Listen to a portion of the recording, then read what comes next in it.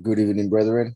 Tonight we're going to read Johanna chapter 1, also uh, known as Yahushua, just in case you hear me say it like that.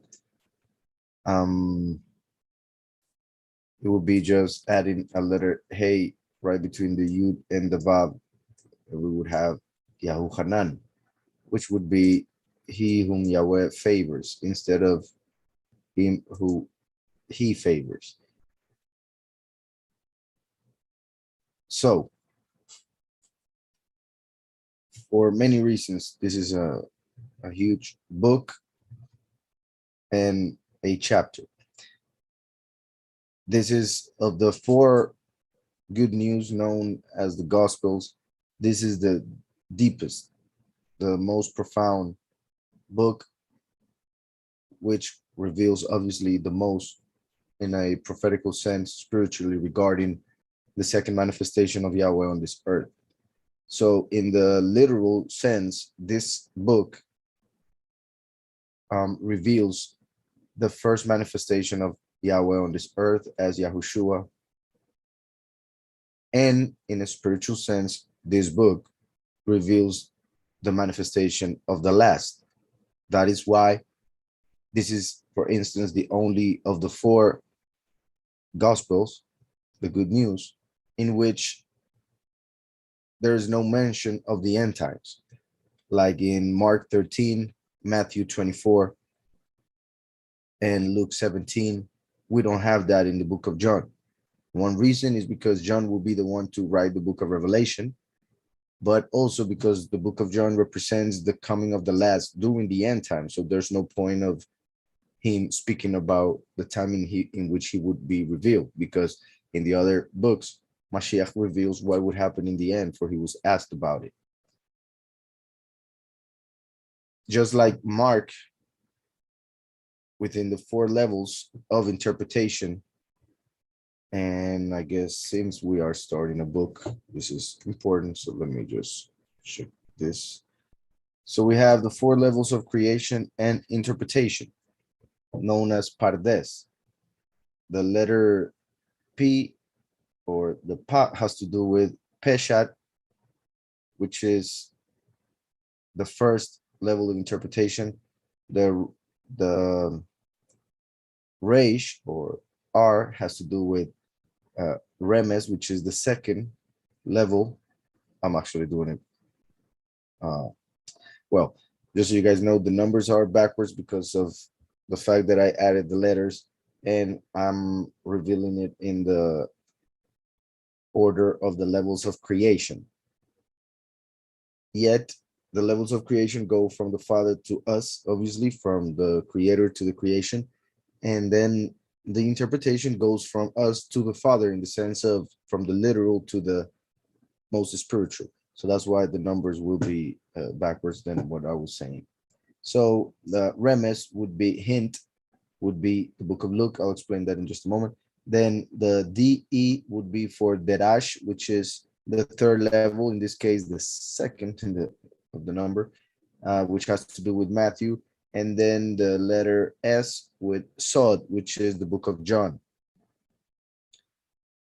So like in 2 Timothy 3:16, it says, all scripture is given by inspiration of Yahweh and is profitable for doctrine, which comes through our most elevated interpretation, which is that of John, for reproof, which is that revealed through Matthew, for correction, that which is revealed through Luke, the book of Luke, and then for instruction, representing the book of Mark.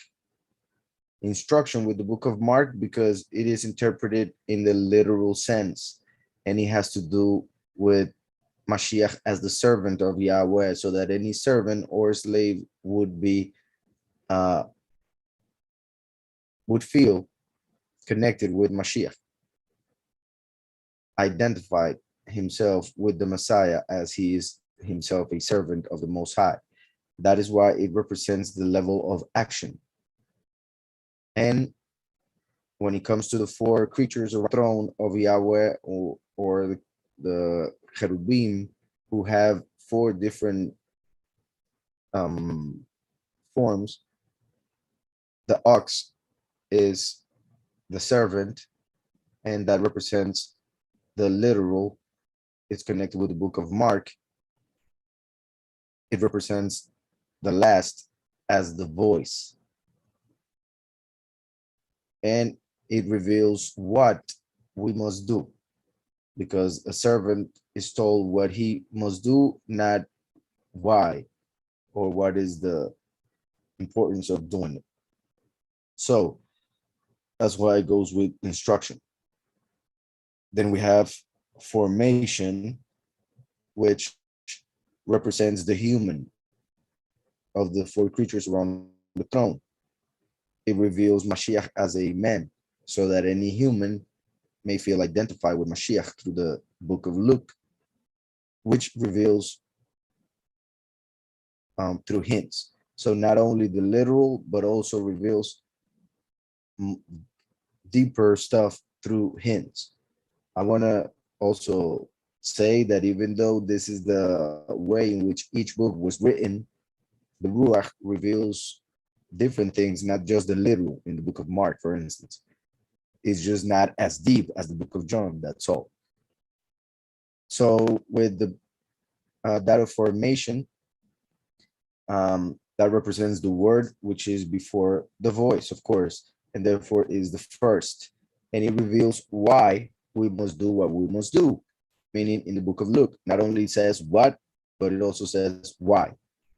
Because it talks to all humans who are free and therefore will also want to know why they must do what they must do. And that goes with correction. Why? Why correction is good. And Mashiach came to correct through the forgiveness of sins. Then comes right here, we have reproof, and we have the level of creation, the creature that is like a lion, and therefore it represents the king. So it was written for kings, people with power, with authority, who would identify with Mashiach as king. So it also has to do with the manifestation of the last, who comes as the king. The book of Matthew is written in this way, with the interpretation called Derash, which is pretty much parable, taking not only the literal or each verse as a hint of something deeper, but also the stories as parables. Therefore, even though they happen historically, they also teach us something the way Matthew wrote them. And it represents the thought before the word and the voice, and therefore is the Ruach HaKodesh. And it reveals not only what we must do, why we should do it, but also how we must go about it in order to complete, just like a king knows the how. And that's why Mashiach gives us the kingdom, makes us kings and priests, so that we may know how to interpret scriptures, for instance, how to understand the parables. And then doctrine, which comes through the secret given through the scriptures behind the letter, through the Ruach HaKodesh. That's why it represents the eagle. And it talks of Mashiach as a malach, as an angel sent by the Most High from the heavens. And it represents the mind, which obviously would be Yahweh. And then we have spiritual understanding, which is pretty much what this interpretation gives us. But as the four levels of creation, going from right to left, we have emanation, which is Atzilut, and it is represented by the letter Yud of the name Yahweh. That's why it is floating pretty much as the Ruach on top. The numerical value is 10, so it represents the 10 commandments, the 10 sayings during creation, during the beginning of creation. So the Yud represents the emanation. In fact, just in case we go deeper at some point, we could also go a deeper level, in which Yahweh would be that deeper level, of course. Then the Ruach would be the emanation, which is the first to emanate from the Most High. Therefore, it would be this crown of the Yud would be the most high, the highest level, and then comes the rest of the Yud, which would be emanation. In this case, I made just the Yud, not to get too much into it. But if that was the case, the crown of the Yud would be Yahweh. The rest of the Yud would be the Ruach. The first Hey would be Mashiach the first. The Vav would be the Son of Men. And the last Hey would be Eliyahu. So Yahweh, through the Ruach, would manifest as the first and last, and as Eliyahu also. But I'm just gonna say like we have it here, because as you guys know, in the pictographic, this is a hand. The letter Yud is a hand with the whole arm. The letter Vav is a nail, and the letter Hey is a person raising his hands, calling on people for attention for something that is happening. And that's why also the name of it is Hey, the letter Hey, as when you call somebody, you say Hey. So you can see the arm of Yahweh coming as a person to tell the people what they must do.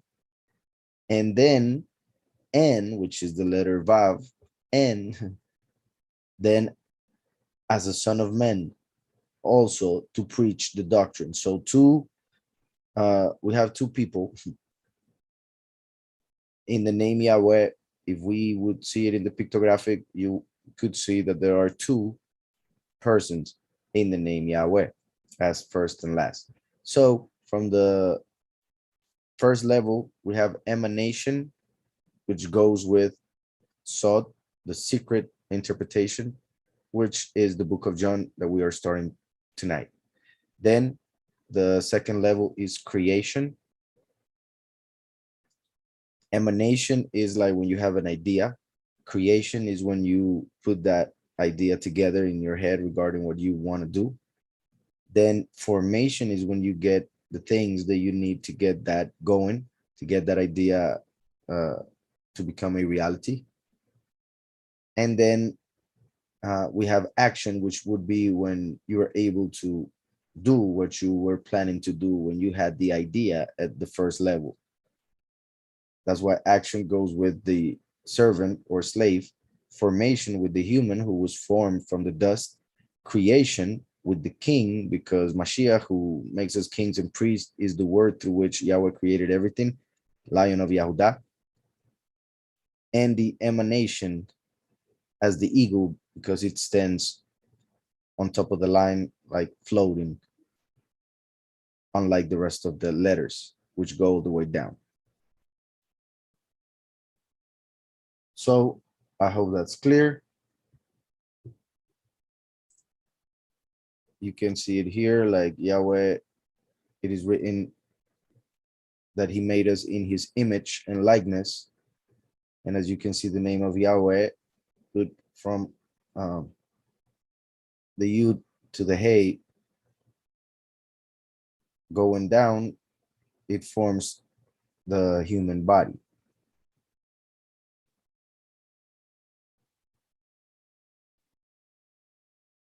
So it will be like the soul that emanated Atzilut.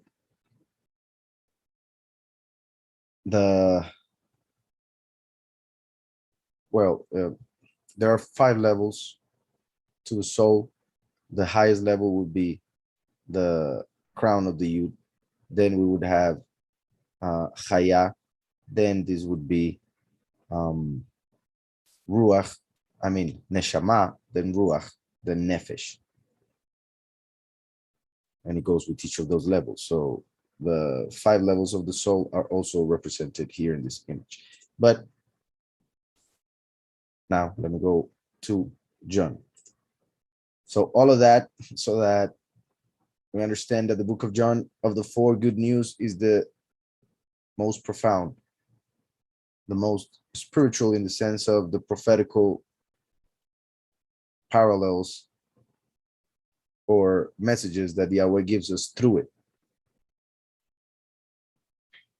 Yahushua was the beloved of the 12 apostles. He was the beloved. Beloved is the meaning of the name David, the king. So in the sense of the fact that he was the beloved one, he represents the last David, the branch of David. In the sense that his name was also the name of John the Baptist, Johanna the Immerser, then it represents Eliyahu, of course, who comes with the last at the end of time. So his name actually connects with both of the two witnesses, with Eliyahu because of Yohanan the Baptist, and with the last because David was the beloved of the Father, just like Yohanan was the beloved of Mashiach. So just with the name of the one who wrote it, it connects with the two witnesses, connect with the end of time because spiritually it talks about the end of time, and because Yohanan was the one who wrote the book of Revelation. Also, before we start, I believe this is the book that should be at the beginning, like even though, well, how can I put it? Because through the, like if we go from the most simple of the four, we will go Mark, Luke, Matthew, and John. However, John wrote the book or started the book connecting it with the book of Genesis. So in a way, it is like the Genesis of the new covenant. So the old covenant begins with Genesis, and then John, we have a perfect beginning for the new covenant, for it begins just like the Torah, just like the book of Genesis. For as you can see in the Hebrew, in this Hebrew version we have here, it says Bereshit, which is the first word of the scriptures. In the scriptures we have Bereshit bara Elohim et hashamayim et haaretz. In the beginning, Elohim created the heavens and the earth. In fact, I think we could see a little bit of that just to show how Yohanan connects this chapter with the book of Genesis so perfectly. So as you can see, is the same first word, Bereshit.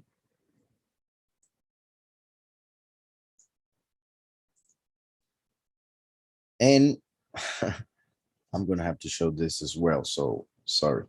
Bereshit is the first word of the scriptures. And like I said, it could be the first word of the new covenant because of the way that John begins his book. Within these images of our website and the way of Yahweh.org, if you go to the gallery, as you saw, look, let's see this, here it is. Look at the word Bereshit. So here you have on top, at the very top of it, it is Bereshit written in pictographic. Remember that Hebrew is written from right to left. So look how perfect it is that the word that begins the entire scripture ends with a cross, because that was the whole plan. For he who made the creation in the beginning to come to the earth and die on the cross. So here we have it in the Ashuri alphabet, and the colors are there for a reason, because each color that I added to these letters, in this case, these two letters, I put them as one color because these two letters in Aramaic mean sun, the sun. So I added a color to each of these, and then I used it as a word because each of these letters represent several things. One of those things I chose to put here with a color. So my point is that with the first word of scriptures and now the first word of the book of John, Bereshit, we have a message from the Father, and that is pretty much that the Son of the Almighty would be killed willingly on a cross, just on the first word. Bar is son, then the Aleph is the first letter of Elohim, the first letter of El, which means mighty one, and it represents might, power, strength. That's why it is represented in the pictographic by the head of an ox, which represents strength. As you can see, Bar is a son because it is the head of the house. Once he's born, he becomes the heir, right? So in the house, which is the letter Bet, the head or a person that came from the house. Also, the letter Bet represents a female. So the son who came from the womb. Also, we could say if a person, like if anybody doesn't want to see it as son because it is Aramaic, no problem. We would have in the creation, the earth, the head of the congregation appeared as a servant to die on a cross. I just figured out something. I just saw something. The letter Yud is missing here. This Yud right here is missing between the Shin and the Tav. So that would be to the creation, the earth came the head of the congregation as a servant to be killed willingly on a cross, or to be killed by having his hand nailed to a cross, right? Because the Yud is the hand. But like I said, we can see this as the Son of the Almighty was killed. The letter Shin represents change, fire, being consumed. The enemy wanted to consume him. That's why the enemy killed him, changing him from servant to king, in the sense of him getting all the authority that the enemy lost.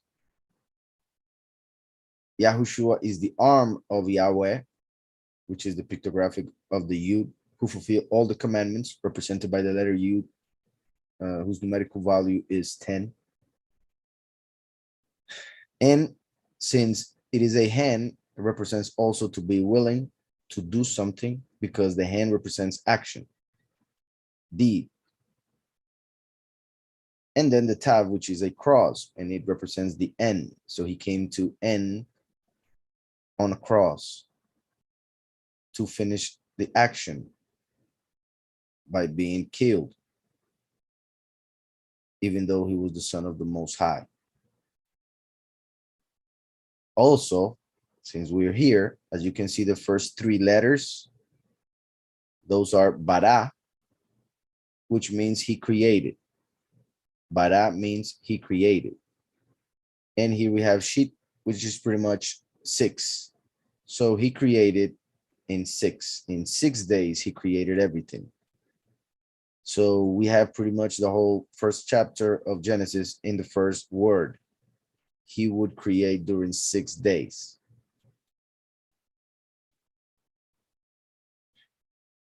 And we can also say more about that, but actually there are studies regarding this word already in the channel, if I'm not mistaken. So that being the case, I'll go back to John. So here we have Genesis. Bereshit bara. So we have the same word twice. Bara, bara, right? And the first word and the second word. He created two realities, the heavens and the earth. He created the Father and the Son. They both created, meaning that's why they are Elohim, plural, because Yahweh created through the Son. That's my point. We could also say Yahweh created using the Malachim, who are also called Elohim. who are under the first and last, right? So now, John, I know we said John, so here we go. John 1. Bereshit haya hadavar. In the beginning was the word. In the beginning was the word, and the word was with Elohim. Vehadavar haya et ha-Elohim. Ve-Elohim haya hadavar. And Elohim was the word. Remember that El means mighty one. Elohim is plural. Im is plural. So the fact that we have here in the beginning created Elohim tells us that there was not just one creating at the time. And that is what John is telling us here. In the beginning was the word, and the word was with Elohim, and Elohim was the word, because Yahweh became the son and they both are Elohim. That's why it's plural. And Yahweh made everything through the son, Yahushua, who is the word. That's why in Revelation 19:13 it says that the word of Yahweh, Dabar Yahweh, is the name of the son. Well, it says it the other way around. And his name is the word of Yahweh.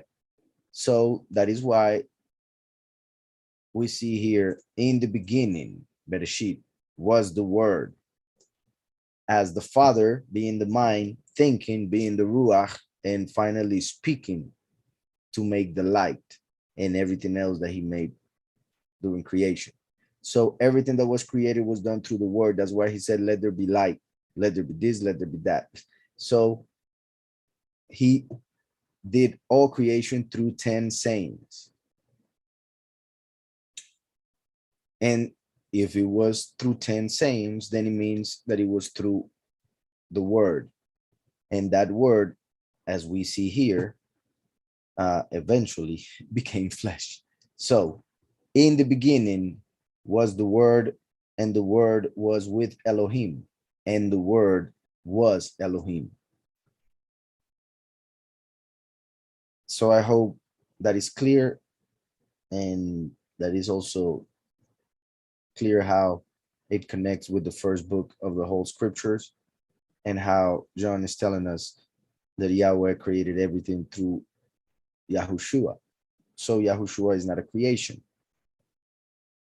is the begotten son of the Father, the only begotten son of the Father. And as we are about to see as well on this chapter, the only way to become a son, a child of the Most High, it is through Yahushua HaMashiach, the only begotten son. So in the beginning was the word, and the word was with Elohim, and the word was Elohim. You see the verb haya several times here. 3 times, haya, as in he who was, who is, and who will be. Haya is the, as you can see as well, if we take this yud to the beginning and put a vav where the yud is, we have the name Yahweh, right? The name Yahweh comes from the verb haya. Verse 2. He was in the beginning with Elohim. He was in the beginning with Elohim. Once again, we can say, because of the title Elohim, by saying he was in the beginning with Elohim, Elohim is plural, so we could say Mashiach was with all the powers that come from the Father, or Mashiach was with the Most High, within whom is all power. But also, since there were angels that were used, created, and then used, like I just said, it could be said that the word was with Elohim in the first verse, talking about the word Mashiach coming from the Father and the Ruach. If we have the Father from whom the Ruach emanated, right there we have already two powers. So we have Elohim. And then the Son with Elohim, that is the Son with the Father and the Ruach, right? But also, like if we separate the first verse from the second verse, we could say Mashiach, the word who came from the Father and the Ruach, from Elohim. He is Elohim, for he is the image of the first two. He was as well in the beginning with the Malachim, who would also have the title Elohim, who were used for the beginning of creation. So in the beginning was the Word, and the Word was with Elohim, and the Word was Elohim. He was in the beginning with Elohim. My point is that that was said here. So in a way, we could say that it is referring to something else. Like I mentioned, he was also in the beginning with the Malachim. When Samael fell, Yahushua revealed himself to him to show him that he was in error. He was in the beginning with Elohim. All came to be through him. All came to be through him. As you can see, we have this other parts of scriptures, but if I go to see them, it might take a couple days. So I will continue. But it is like I'll show it again in case you guys want to go and see them and then later ask questions or whatever. But the point is that those verses confirm that everything was created through the Messiah. All came to be through him. That's why, like I said, he is not a creation, for everything that was created came to be through him. And without him, not even one came to be that came to be. Nothing that came to be was created aside from him. Everything that came to be was done through him, because of him, and for him. And without him, not even one came to be that came to be. In him was life, and the life was the light of men. This is important. And like I said, I'm not sure why Brother Omar or whoever of you guys chose this chapter. I think it was Omar, huh? Or thought about this chapter. Perhaps because we are starting tomorrow, a new year in our calendar. And remember that when you go to the wayofyahweh.org, you can see the calendar. So this is the one that is ending. This is the one that is starting tomorrow. So I'll use this one. So you can see it begins on the 23rd of March. So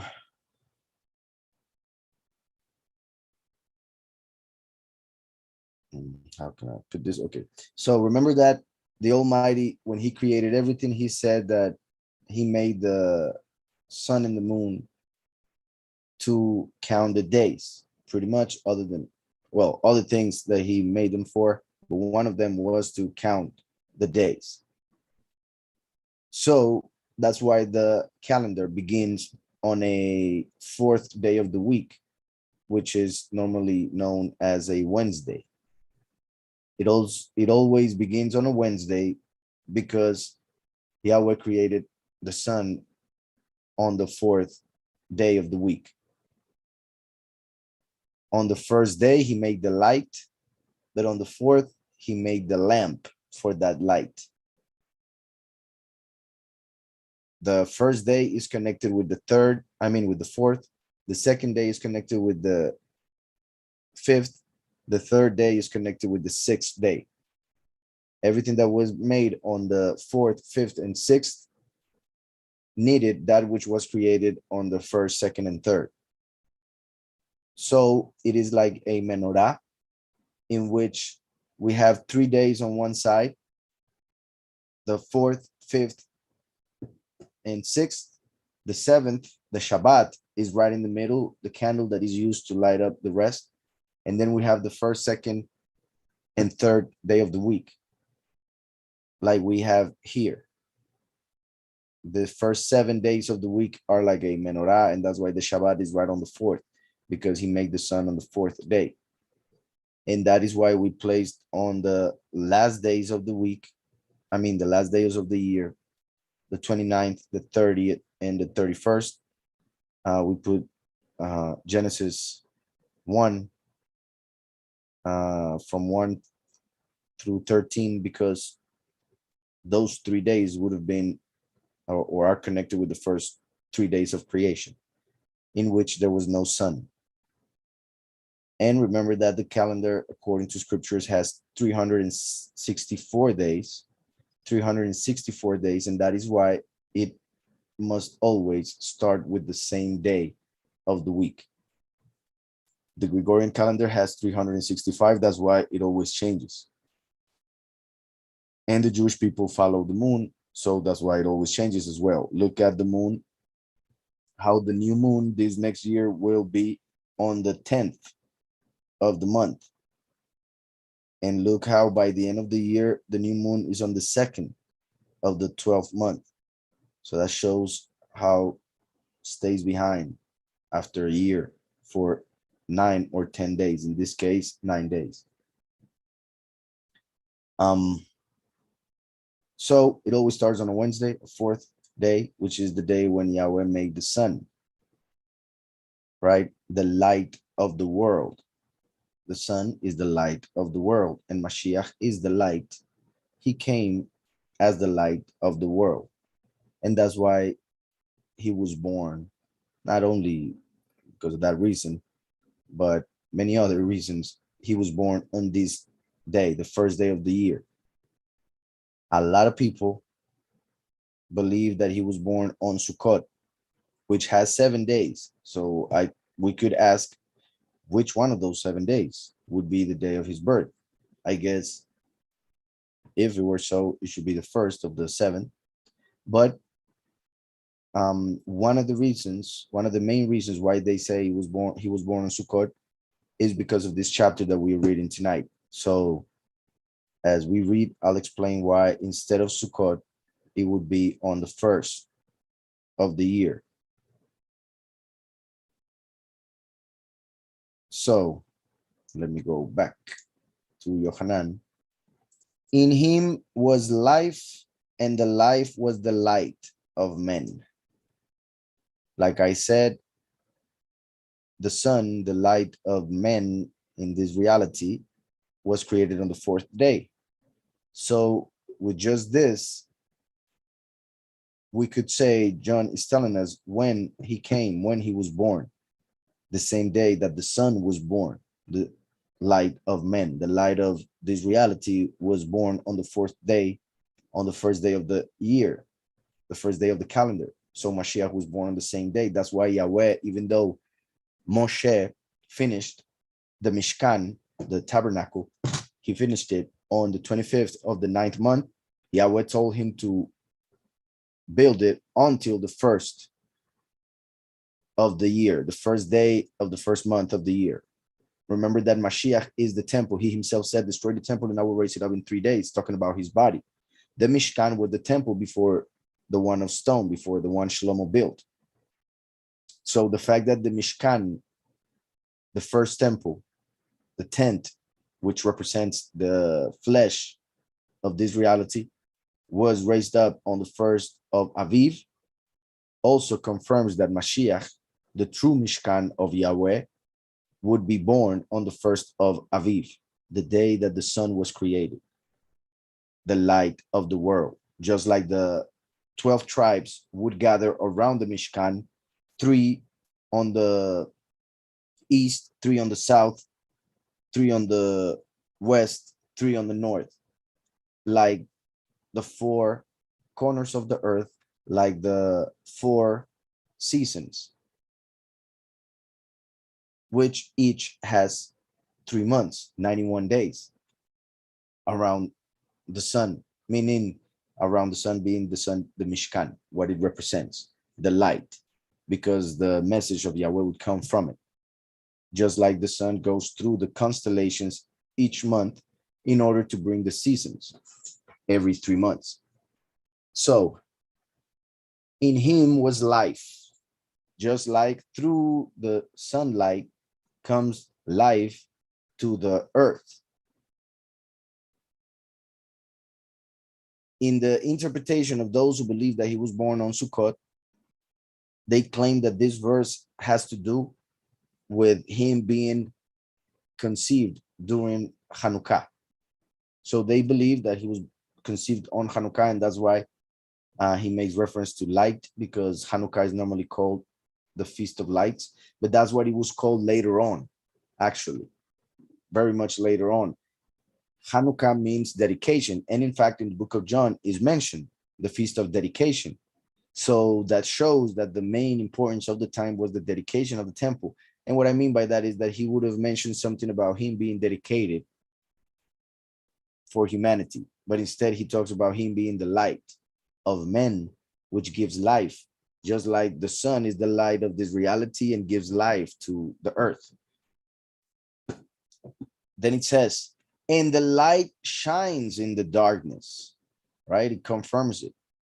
The light shines in the darkness, and the darkness has not overcome it. So the light shines in the darkness, once again, referring to the time when the sun was created after everything being dark, because the firmament had been created already. So everything was in darkness. So then the light finally shone in the darkness. So the light shines in the darkness, and the darkness has not overcome it. Impossible, because darkness is just an illusion created by the lack of light. So once again, like in the 4th day, and the light shines in the darkness, like when Mashiach came to the world and everything was in darkness until he appeared. There was a man sent from Elohim whose name was Yohanan. There was a man sent from Elohim whose name was Yohanan. Look how, well, in the 6th verse mentions a man, like man was made on the 6th day of the creation, of the week of creation. There was a man sent from Elohim whose name was Yohanan. Also, he was born 6 months before Mashiach. There was a man sent from Elohim whose name was Yohanan. This one came for a witness, to bear witness of the light, that all might believe through him. As we know, historically, John the Baptist came first, and then Mashiach, like I said, 6 months before, even in birth, not only in doctrine or in teaching. Here we have that John first mentioned Mashiach, the word, and then mentions Yohanan. Even though we know historically and even in the context, we can understand that. My point is that this book is written according to the level of Sod, secret, mystery. And he refers to the last coming in the end times. He comes with Eliyahu, who is like John the Baptist, Yohanan. But here we see that Yahushua was mentioned first and then Yohanan as a witness. And he mentions witness twice, just like the 2 witnesses must appear, one of which is Yohanan, Eliyahu. And the other is the word, but now manifested as the voice, right? Well, I mean, Yahweh as the voice. The word is Yahushua the first. The voice is the last. I'm just saying what the word is representing there. And the light shines in the darkness, and the darkness has not overcome it. There was a man sent from Elohim whose name was Yohanan. This one came for a witness, to bear witness of the light, that all might believe through him. That all might believe through him. This is interesting because we know that many didn't believe. And I wouldn't be surprised if somebody would take this as a contradiction, not understanding what is being said really, because only those with ears to hear would be able to hear, and those are the ones Yahweh is referring to. Those who have no ears to hear are like the idols and therefore are just illusions. They are not counted. All who were supposed to believe did believe through the testimony of John the Baptist. And the ones who didn't had to hear that testimony as a witness against them, eventually in judgment. This one came for a witness. So we see that John the Baptist came as a witness to bear witness of Mashiach, and Mashiach came to bear witness of the Father. So they were the two witnesses 2,000 years ago. But now in Revelation, Yahweh speaks of two witnesses, that being the last, and Eliyahu once again, as prophesied in Malachi 4. For Yahushua the immerser was prophesied in Malachi 3. Now Eliyahu in the end times, Malachi 4. So just like there were two witnesses back in the day, there will be two witnesses nowadays, as prophesied in Revelation 11. This one came for witness, to bear witness of the light, that all might believe through him. Just like John, Eliyahu came to bear witness of Mashiach, the light, and Mashiach came to bear witness of Yahweh, the Father. Now Eliyahu comes with Moshe, the witness like Moshe, who comes to bear witness of the Son. So now the Father bears witness of the Son, just like back in the day, the Son was bearing witness of the Father. He was not that light, talking about Yohanan, right? He was not that light, but that he might bear witness of that light. This is important because that means that many thought that John was the light, that John was the Messiah. And that is important to understand, because remember that even though he gave witness of Mashiach, he didn't follow Mashiach as one of the disciples. So there was a separation between Yohanan the immerser and Mashiach. Yohanan had his disciples, Mashiach had his disciples. There was a difference because John came to end the time of the letter, the time of the law. He came to put an end to it through his death, and that's why he got his head cut off, to represent the fact that the authority that the enemy had through the Torah to accuse us using the law was cut off. And that's why there was no true union between Yohanan and Mashiach, even though they both came to bear witness. Now the two witnesses come under the same ruach, that of Mashiach. So they most likely will be together in some sense or another. Also, since I just mentioned when the head of Yohanan got cut off, represented the authority of Lucifer being cut off. That's why in the book of Thomas, one of the writings that were taken out of scriptures, Mashiach says that with the head of John the Baptist, the head of prophecy was cut off. That doesn't mean that prophecy was being cut off. It meant that the angel in charge of prophecy was being taken out, that being Lucifer, Halel, who is seen as an angel of light, but he is not the light, even though he was used by the Most High, even though he had authority over the Torah to accuse, Torah in which the prophecies of Mashiach are revealed. So just like John the Baptist came to reveal Mashiach as such, as the Lamb of the Father, he didn't understand everything. That's why when he was in jail, just like Lucifer is going to jail for 1,000 years and then he comes out to get his head cut off.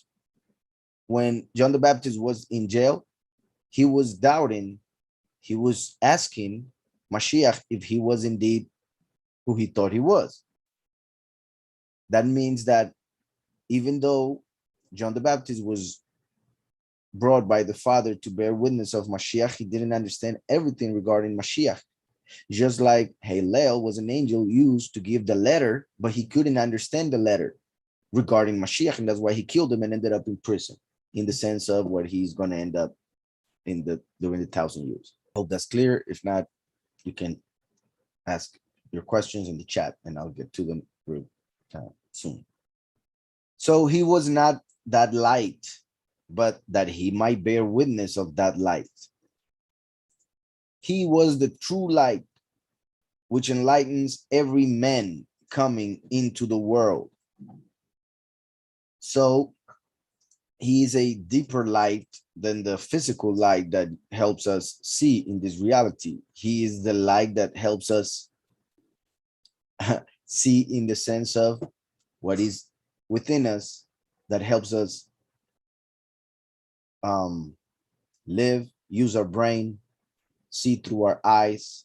So it is the light that we have within, not the light that comes from outside. So it's the light within that helps us to perceive the light without, right? So he was the true light, which enlightens every man coming into the world. He was in the world, and the world came to be through him, and the world did not know him. This is huge. He was in the world, he came to the world, the same world which he made through 10 sayings to fulfill the commandments. He was in the world, the one he made, and the world came to be through him, and the world did not know him. This is, one could say, amazing, but it's actually logical. And I believe that is the main reason why it is written. Because since the world came to be through him, that means he's not part of it. And that is why the world did not know him. Because the world only knows that which is part of it, that which comes with it, within it. But the world itself came through him, came to be through the word, and that's why it didn't recognize the word that made it. For the word was not part of it, not part of the world. That's when the word took a nail. That's why it became world. So when the Messiah made the world came through him, and therefore when he came to the world, it did not know him. He came to his own, and his own did not receive him. He chose the people of Israel, and he came to them, but they did not receive him. Because the same thing that happened with the world happened with his people. And also because there was an angel in between. Just like when creation was done through him, it did not know him because he was not part of it. Since he's not part of the world, he used a creation, that being an angel, in order to speak to the people. Yet the people ended up thinking that the angel was the Most High. And when Mashiach came, they didn't see the connection between the Messiah and that specific angel. So they rejected the Messiah as being the son of that angel, which they thought was the Most High. Yet they were mistaken. And that's why Mashiach told them that they were of their father, Satan, in John chapter 8. He came to his own, and his own did not receive him. Listen to this. But as many as received him, to them he gave the authority to become children of Yahweh, to those who believe in his name. But as many as received him, to them he gave the authority to become children of Elohim. So only those who receive Yahushua HaMashiach, only those who believe in his name, the name of Yahushua HaMashiach, only they are children of Yahweh.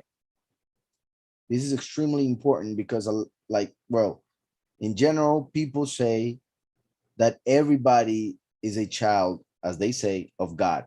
They say everybody's they say that they are all children of God. That may be true regarding God, but not regarding Yahweh Elohim.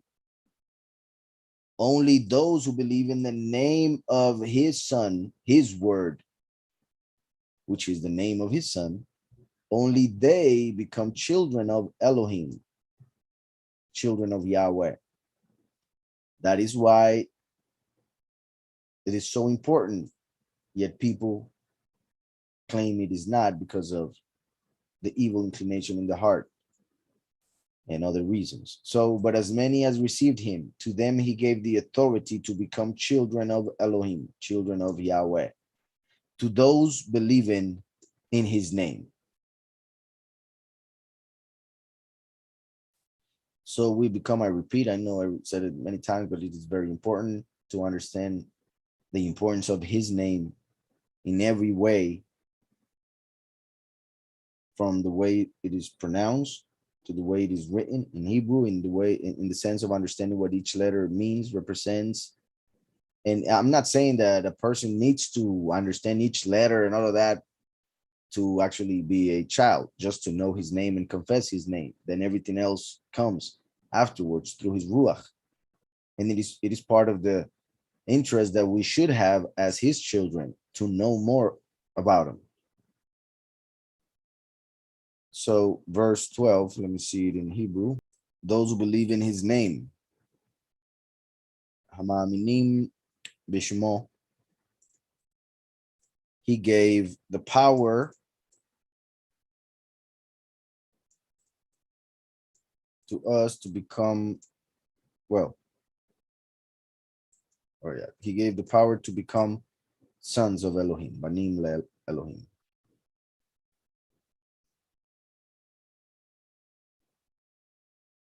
All right. But as many as received him, to them he gave the authority to become children of Elohim, to those believing in his name,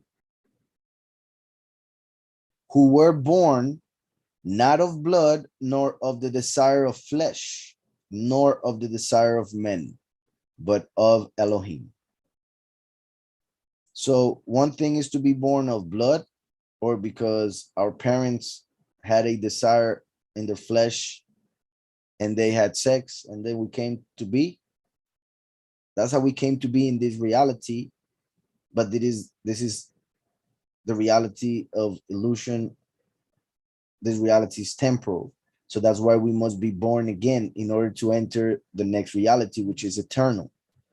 And those are not born of blood, nor desire of flesh, nor desire of men, but of Elohim. So that means that it was Yahweh who desired us to become his children. So that's why he decided, from his own desire, which is the Ruach HaKodesh, he decided to give us the name of the Son for us to believe in it so that we could become children. That's why only the Father reveals the Son, and only the Son reveals the Father. There's no way anybody can come to the Father without the Son. And nobody can come to the Son unless the Almighty wants him to come. Not of blood, nor of the desire of flesh, nor of the desire of men, but of Elohim. And the Word became flesh. So as I was saying, in the beginning was the Word, the light, the true light. We could even say until this point, it was talking about the first 3 days of creation.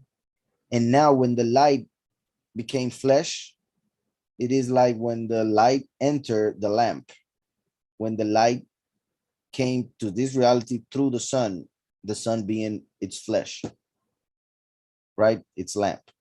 And I say that if we wanted to separate the light of the first day from the light that came through the sun on the fourth day.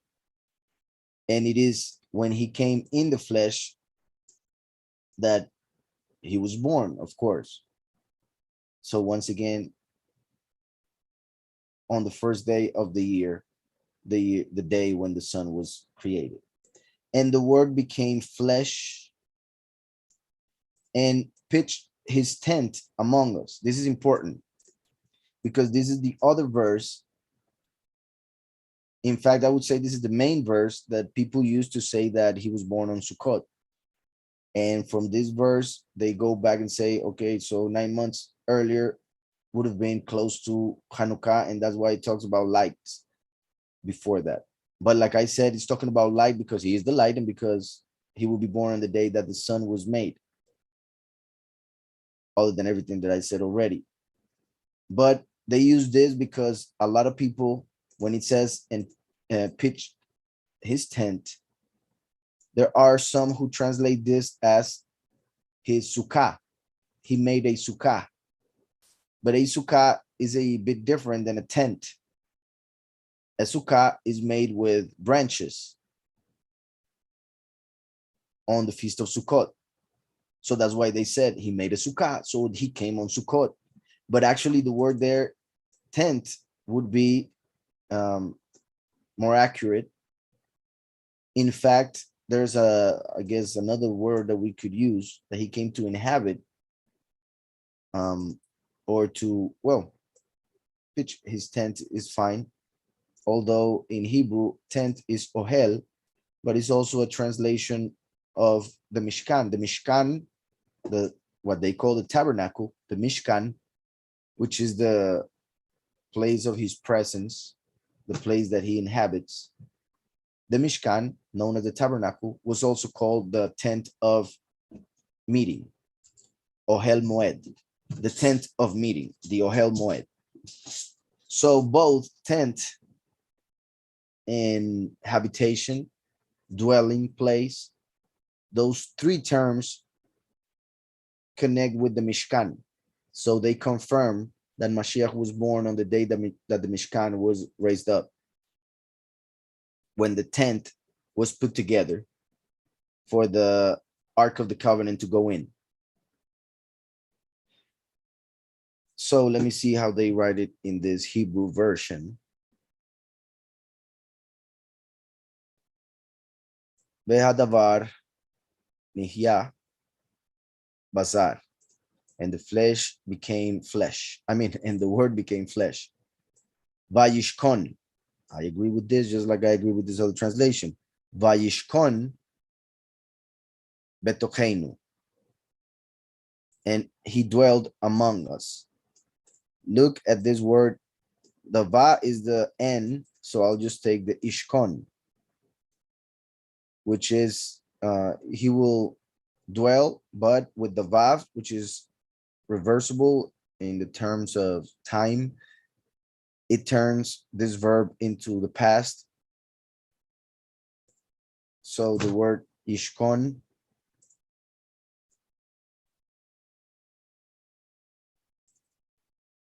it's talking about live in the sense of habitation, not life, just in case there's any confusion. But I'll write it again without the vowel points. Ishkon.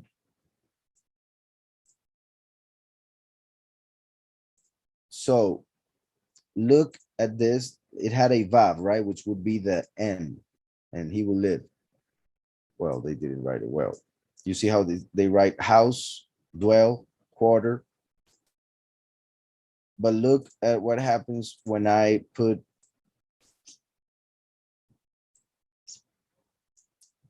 instead of this vav, which is the N. So if I write a letter mem right here, we have the Mishkan. So you see, even in that Hebrew translation, the word they use in Hebrew, they saw that the most fitting word, according to what John was writing and what they have in the Greek, would be Mishkan instead of Sukkah. So that would confirm the fact that he was born on the first day of the year, meaning tomorrow. Because he came to Ishkon. He didn't come to do Sukkah. Hope that's clear.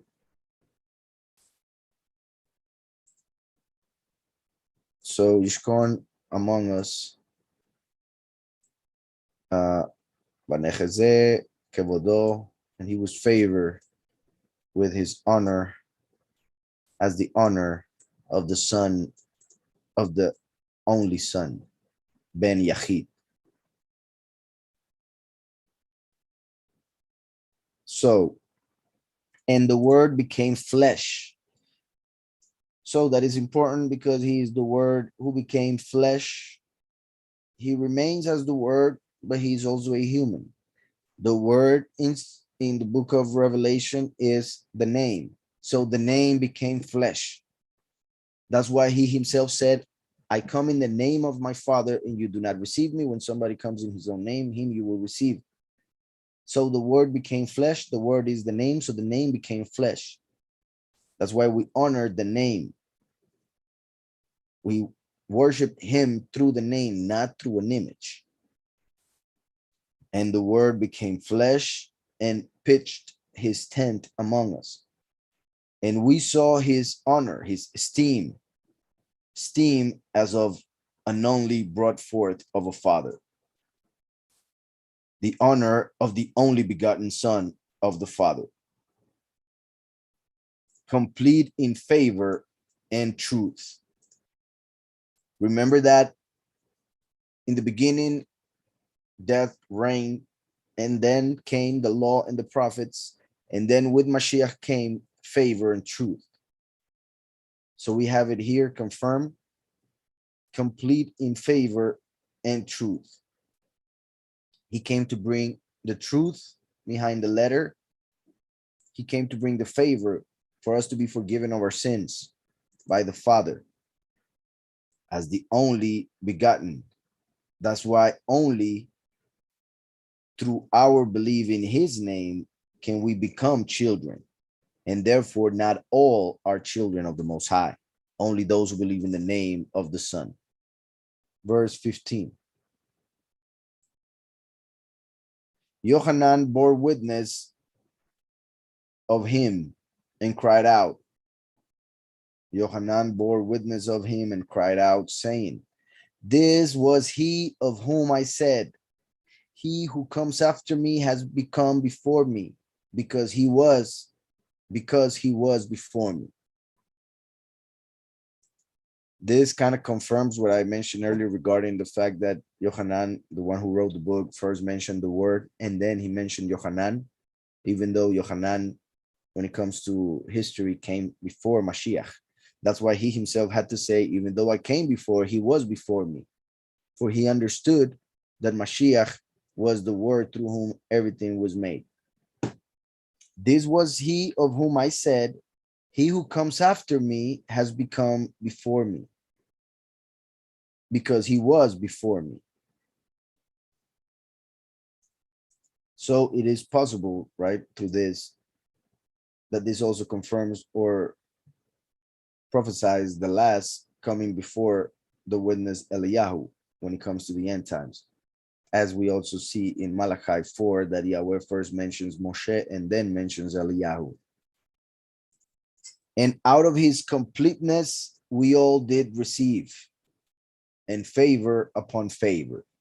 And out of his completeness, we all did receive, and favor upon favor. For the Torah was given through Moshe, right? The one which starts with Bereshit. The Torah was given through Moshe. The favor and the truth came through Yahushua HaMashiach. For the Torah was given through Moshe. The favor and the truth came through Yahushua HaMashiach. So that shows that the truth was not given with the Torah when the Torah was given. So that means, in truth, that they did not understand the Torah.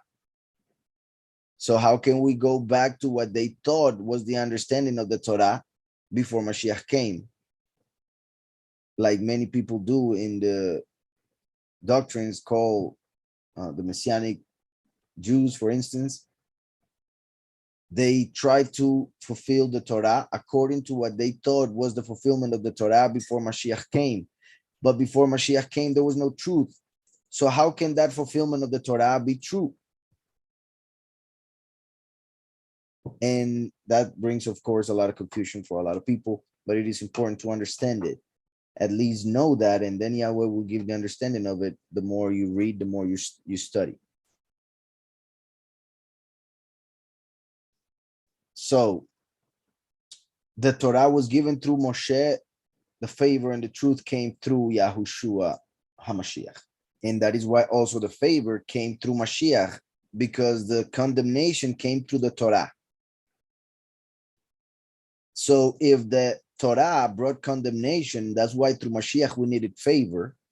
The fact that we got the truth as well through Mashiach would mean that what they had in the Torah through the letter was a lie, right? Because it would be the opposite of the two things that Mashiach brought, in contrast with what they received from the Torah, from the letter, not from the Torah, because the Torah actually reveals the Messiah, but the understanding of it was not given with it. And that's why I mean that through the letter, because the letter kills, but the spirit gives life.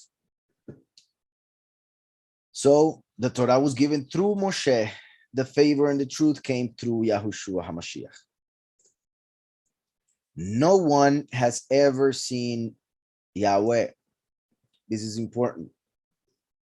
No one has ever seen Yahweh. It is important because a lot of people believe that Moshe saw Yahweh. So that's why John had to say it after saying this. The Torah was given through Moshe, who it is written that spoke with Yahweh panim al panim, face to face. But then John comes here and says, no one has ever seen Yahweh. And I say Yahweh instead of Elohim because we could say that people have seen Elohim, in the sense of people have seen angels who are called as well Elohim, but they never saw Yahweh. When they saw Elohim, they thought they saw Yahweh. And that is why he had to make it clear. No one has seen Yahweh. The one who Moshe saw, who gave him the Torah, was an angel. He saw an angel when he received the Torah. So that's why I repeat, Johanna had to make it clear here. No one has ever seen Yahweh. All came to be through him, the only brought forth Son, the only begotten Son, who is in the bosom of the Father. He did declare. Meaning, only the Messiah has seen the Father. Or we could say, we can only see the Father in the Messiah, through the Messiah. And that's why Yahushua told Philip, when the apostle asked him if he could please show him the Father, Yahushua said, if you have seen me, you have seen the Father. So the closest thing to the Father, to seeing the Father, is seeing the Son. Just like when you see somebody's son, you actually are seeing a lot of things from the Father. So no one has ever seen Yahweh. And I repeat, this is important because they thought Moshe had seen Yahweh. This would be a contradiction otherwise, in two verses next to each other, which that would make no sense, of course. So that means Moshe did not see Yahweh. He saw an angel. Also, Jacob, he thought he saw Yahweh. He saw an angel. And many others. Manoach, the father of Shimshon,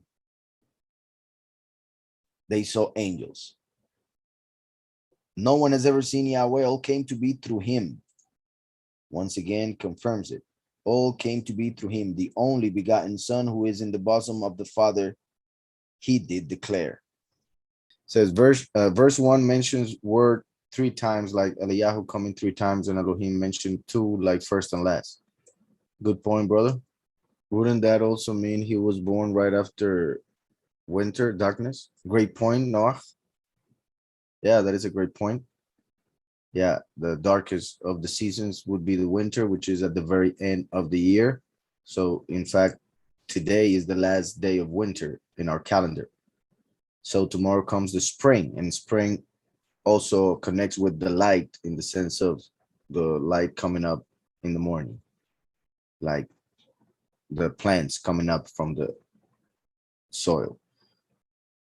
Verse 7 is perfect for defending the truth that the witnesses are men, not two groups of people, or the Tanakh in the New Covenant. We can also reference the time Mashiach said he came to bear witness of the Father. Yeah. Yeah, I believe so, but I think those people who believe that doctrine, they may not accept it. I mean, they will put all the buts possible. John 17:26, and I have declared unto them thy name. I will declare it, that the love wherewith thou hast loved me may be in them and I in them. That's right. So there in John 17, Yahushua prophesies that he would have to come again to manifest the name in the end times. Just like it also testifies of the fact that when he came the first time, he revealed the name of the Father, for it had been taken away by the Pharisees. Could verse 12 through 14 connect with Kepha Aleph or First Peter? Verse 12 and 14, drawing near to him, a living stone, rejected indeed by men. Yeah, it fits with the fact that he came to his own, but his own did not receive him. But now it's even wider because it is mentioning men in general. So not only the Yahudim, not only Israel, but the whole world. Because now when it comes to the last, he will be rejected by the nations as well.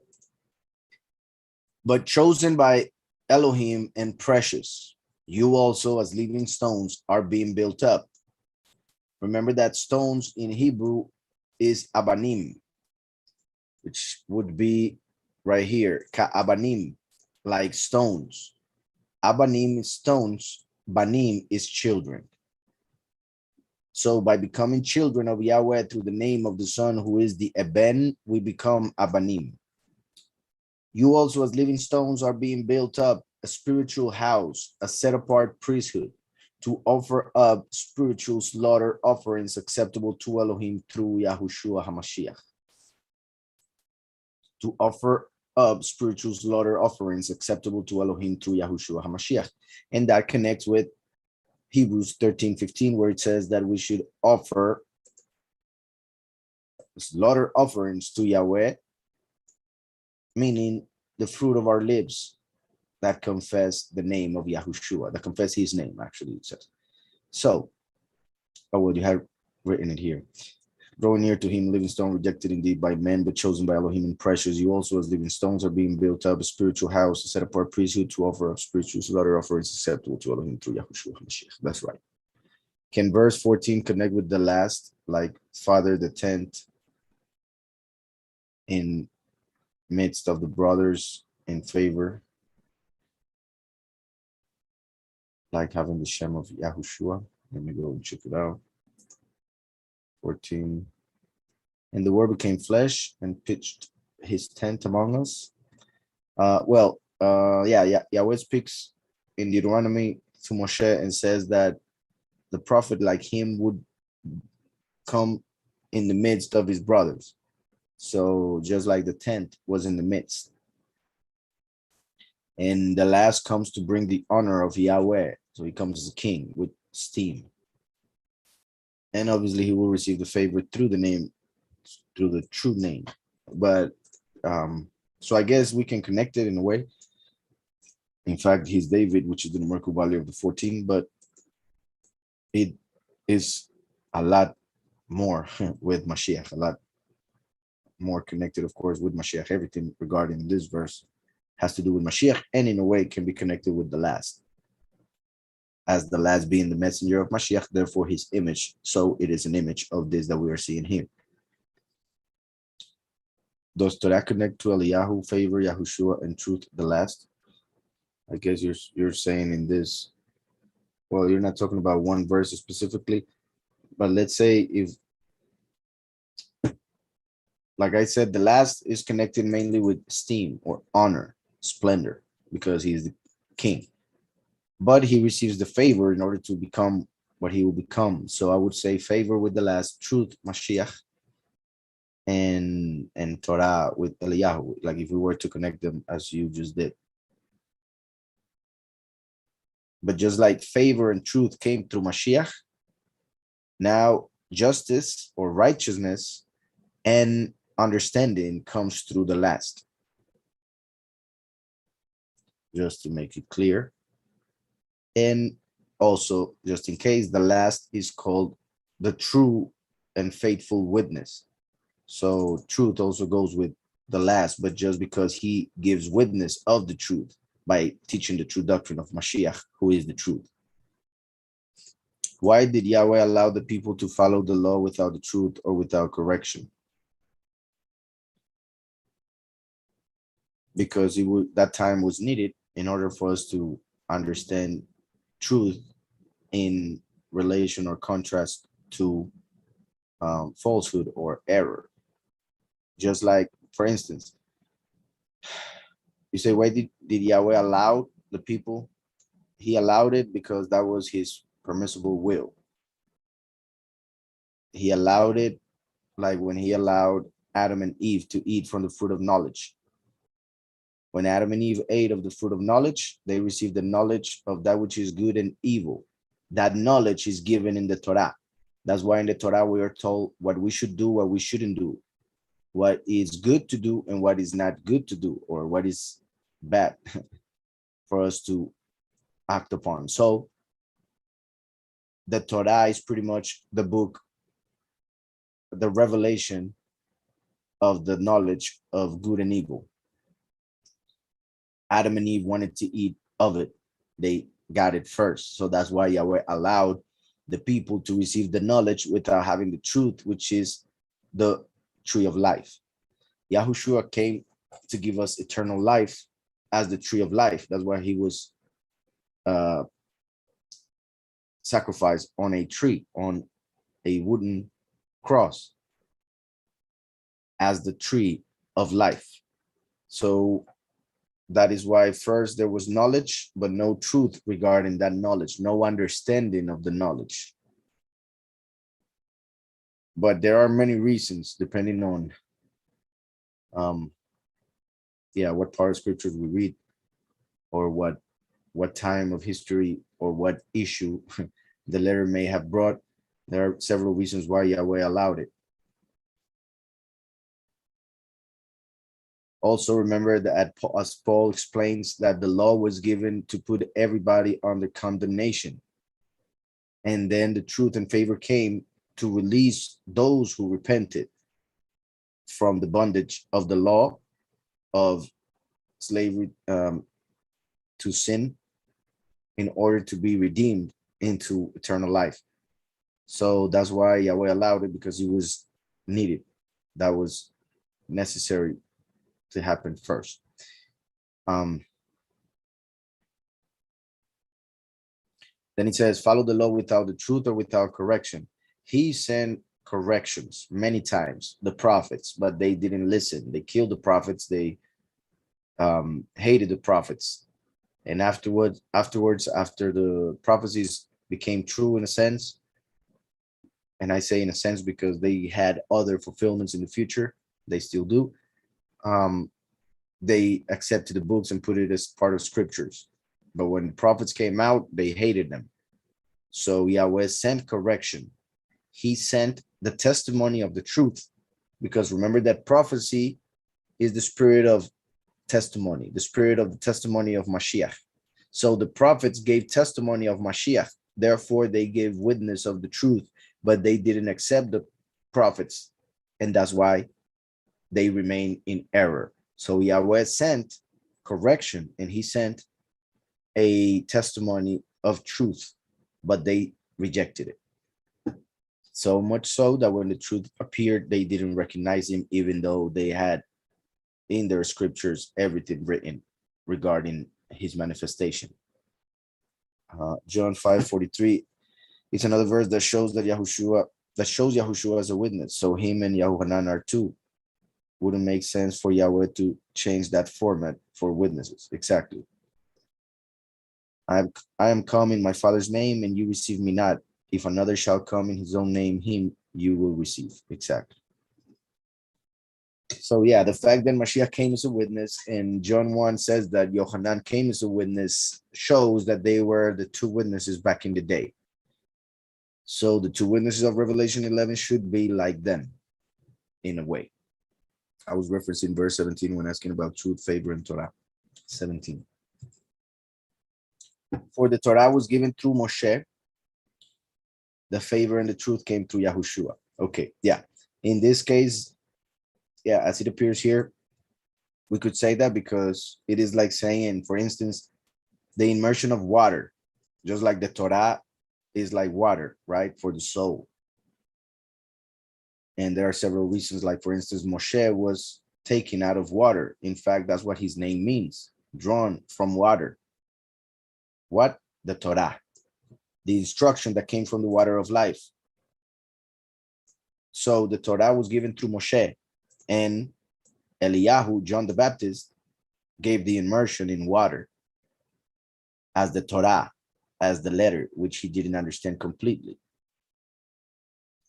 And then favor and the truth as the immersion of spirit and fire, right? That John himself said, the immersion of spirit and fire that came through Mashiach, but he didn't know that Mashiach would come in two manifestations, as first to give the spirit and then the fire as the consuming fire.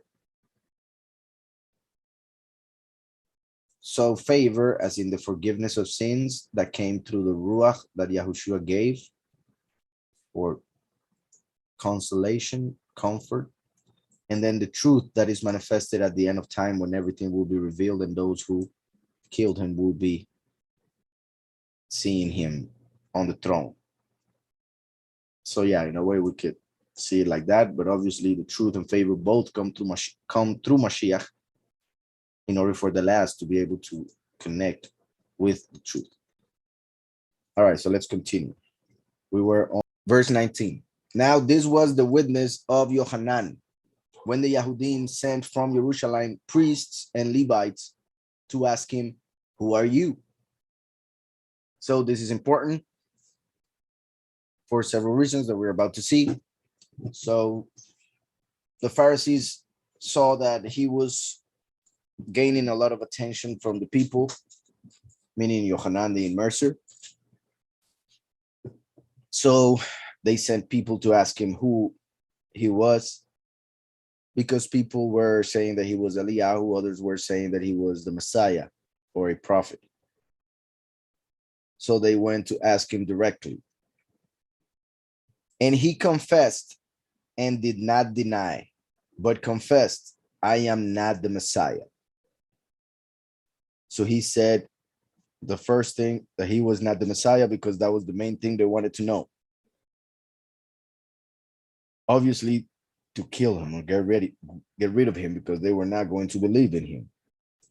He confessed and did not deny, but confessed, I am not the Messiah. So here in this chapter, we are able to see something very important that Christianity has missed, sadly, amazingly. And it is the fact that the Yahudim, the people of Israel, were expecting three different people from the Most High, meaning they understood from the scriptures that three different people had to come to the world from the Father. And the main one is the Messiah. That's why that is the first one that Yohanan claimed not to be. He said, I am not the Messiah, because that is the main one they were expecting to hear from the three people that Yahweh would send. In Christianity, they only think of two people. So this is an important chapter, not only because of what we saw regarding the importance of the name in the verse 11 and 12, but also because they are not expecting anybody else. They think that everything already happened with John the Baptist and Mashiach, so now they are expecting a rapture, not understanding that there is still another person that must come, and that other person will come with Eliyahu, so Eliyahu would come again. And he confessed and did not deny, but confessed, I am not the Messiah. And they asked him, what then? Are you Eliyahu? What then? Are you Eliyahu? So he said, I am not. Right? So second, they asked for Eliyahu, and he said that he was not. Now, there are a couple reasons why he would have said this. One could have been because of his humility. Another one could be because of his lack of understanding regarding his role. And a third one could be because he knew that they were asking regarding the Eliyahu of Malachi 4. But he was not that messenger, that Eliyahu of Malachi 4. He came as the messenger prophesied in Malachi 3, who is also Eliyahu, but it doesn't say literally Eliyahu. So that's why John would have said, I am not Eliyahu. We know that Yahushua confirms that Johanna the Immerser is Eliyahu, but not the Eliyahu of the end, the Eliyahu of Malachi 3, I repeat, and the messenger of Isaiah in the desert, the voice in the desert, which is what Yohanan understood regarding himself. So that's what he uses to talk to the Pharisees. But he didn't understand that that messenger is Eliyahu. So we could say that he knew that he had that role to play from Isaiah and Malachi 3, but didn't understand that that person from Isaiah and Malachi 3 is Eliyahu as well, because it doesn't say the name specifically. But the scripture confirms it, and Mashiach himself said it as well. So, and they asked him, what then? Are you Eliyahu? So he said, I am not. So either he didn't know because of the letter in which he was and which he represents, also because of his humility, but I wouldn't say that he would lie because of humility, but I'm just saying that humility could make him not actually believe who he was. And the other one is that he knew that Yahweh had a role for him to play in history that was found in Isaiah, but he didn't know that that person in Isaiah is Eliyahu. So when they asked him, what then are you, Eliyahu? So he said, I am not. Are you the prophet? And he answered, no. This is important because this is the third person weighted by the Israelim. This is very important. Sadly, several Christians, since this is not taught in Christianity, there are Christians who have become Muslims because Muslims use these verses to say that that is Muhammad. And sadly, people without the necessary basis in scripture will believe that and change religions, not understanding what they are doing. They should realize that they are not being taught the true doctrine in Christianity, since they have not been told anything regarding this prophet. They claim that the prophet like Moshe is Mashiach, but if so, what would they separate the Messiah from the prophet? In fact, the Messiah is mentioned first as Yahushua the first, who is the Messiah, and the prophet is mentioned last as the last manifestation of Yahweh on this earth as the prophet like Moshe. Look that it says the prophet. It doesn't say, are you a prophet? It says the prophet, and a specific prophet that they were waiting for, the prophet like Moshe. Now, as we know, Messiah is Yahushua. And Yahushua the Messiah said that Yohanan is Eliyahu. So where's the prophet? The prophet would manifest in the end times as one of the two witnesses, the witness like Moshe. That's why he is the prophet like Moshe prophesied in Deuteronomy 18:15. Yahweh your Elohim shall raise up for you a prophet like me from your midst, from your brothers. Listen to him. Listen, because the prophet is the voice. Yahushua is the word, as we just saw. In the beginning was the word. Now we saw how John said, I am not the Messiah, meaning I am not the word. Then he said, I'm not Eliyahu. And then he said, I am not the prophet. The prophet is the voice. That's why listen to him. Yahweh your Elohim shall raise up for you a prophet like me, like Moshe. That's why the witness like Moshe of Revelation 11, from your midst, meaning that he must appear in the midst of the people in the end times. From your brothers is one, from one of the tribes. In fact, from Ephraim. Listen to him. According to all you asked of Yahweh your Elohim in Horeb in the day of the assembly, saying, let me not hear again the voice of Yahweh my Elohim. So they did not want to hear the voice directly. That's why Yahweh made a vessel for the voice to be in it, being that the last.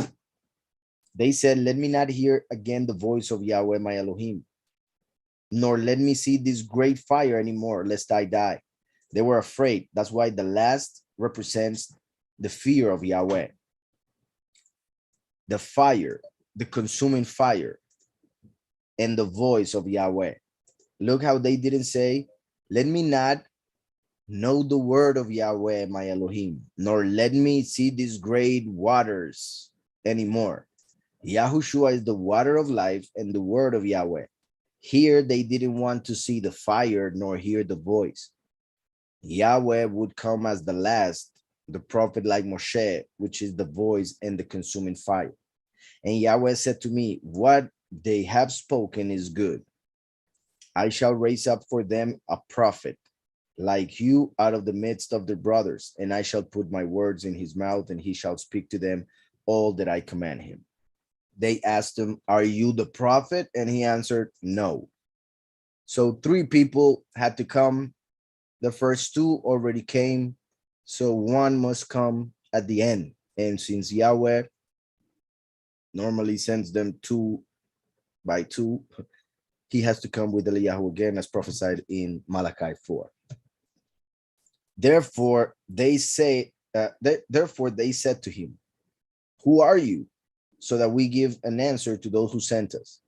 What do you say about yourselves?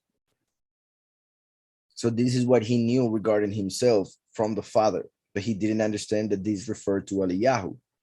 So in a way, we could say he was not lying according to what he knew, but he was not completely right what he was saying, for he is Eliyahu. He said, I am a voice of one crying in the wilderness.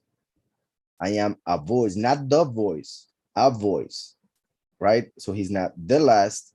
It is a messenger, not the messenger, a voice of one crying in the wilderness. The wilderness in which they were spiritually because of the letter. They never came out of the wilderness where they got the Torah. Even though they entered the promised land, they remain in the wilderness spiritually, for they did not have the water of life. Crying in the wilderness, make straight the way of Yahweh. Make straight the way of Yahweh. And that is from Isaiah 4:3. I'll start from verse 1. Comfort my people, says your Elohim. Speak to the heart of Jerusalem and cry out to her that her hard service is completed, that her crookedness is pardoned, that she has received from the hand of Yahweh double for all her sins. This is pretty much what happened all the time before Mashiach. And then the voice of one crying in the wilderness, prepare the way of Yahweh, make straight in the desert a highway for our Elohim. This, in fact, shows that Eliyahu had to come twice after the first, of course. because it says the voice of one crying in the wilderness. He just said he is that person. He doesn't know that is Eliyahu, but that's fine. The voice of one crying in the wilderness. What is he crying? Prepare the way of Yahweh. That is the first manifestation. And then make straight in the desert a highway for our Elohim. That is the second manifestation. So Eliyahu had to come with the first, Yahushua, as we are reading in the book of John, and then come with the last during the apostasy, which is like the desert, where there is a way, but it's not straight. So he has to make it straight in the desert as a highway for our Elohim. So that is verse 3. Voice calling in the desert, Panu derech Yahweh. Prepare a way, the way of Yahweh, derech Yahweh. That would be Mashiach. Then he says, Yashru, make straight, Barva, in the plain or in the desert, Mesila le Elohim, le Eloheinu, for our Elohim. So this Mesila would be the highway built by the last through his doctrine, which begins with the testimony of Mashiach, to our faith in him as the shield, in order to be taught by the Ruach through the Good Shepherd, the true revelation. So he said, I am a voice of one crying in the wilderness, make straight the way of Yahweh. So look how he doesn't mention the highway. He only mentions the way of Yahweh, because that was just the first manifestation. Isaiah goes on to say the highway in the desert, representing the last, teaching the doctrine during the apostasy this time. So he said, I am a voice of one crying in the wilderness, make straight the way of Yahweh, as the prophet Yeshayahu said. And Luke 23, like tomorrow, which is the beginning of the year, hopefully it will be a year for this to happen. And those sent word of the Pharisees, and they asked him, saying, why then do you immerse if you are not the Messiah, nor Eliyahu, nor the prophet? They always going against everything, right? Remember that Eliyahu, John the Baptist, it is said that he was of the Essenes, which means that he was against the Pharisees. So really, we could say their questioning wouldn't be so important to him, but obviously they wouldn't agree with him being in the desert immersing people when they were expecting those people to be immersed in the temple. So that's why they are asking this, because they are saying the only reason for you to be doing something against what we do in the temple is if you are one of the three that Yahweh would send with the authority to do something different than what they did according to tradition, meaning according to the letter. So, and they asked him, saying, why then do you immerse if you are not the Messiah, nor Eliyahu, nor the prophet? So once again, this verse, very important. It shows there are three people sent by Yahweh. One that hasn't come, and one that must come again, Eliyahu. If the Messiah was the prophet like Moshe, there would be no need for them to repeat the Messiah and then the prophet. Johanna answered them, saying, I immersed in water, just like the whole world was immersed in water in the beginning. In the beginning, Elohim created the heavens and the earth, and the spirit of Yahweh, the spirit of Elohim, moved upon the waters, over the waters, right? So everything was underwater during creation, which was referenced during the beginning of this chapter. So John, who came preparing the way, just like the law before the favor and the truth, he was immersing in water, which was the literal, while Mashiach immersed in spirit. So Yohanan answered them saying, I immersed in water. I immersed in water, but in your midst stands one whom you do not know. So by him saying I immersed in water is pretty much saying, I'm just making a representation. I'm just doing something symbolically, but then another one will come who will do it in every sense, in reality. Johanna answered them saying, I immerse in water, but in your midst stands one whom you do not know. The one coming after me, who has become before me.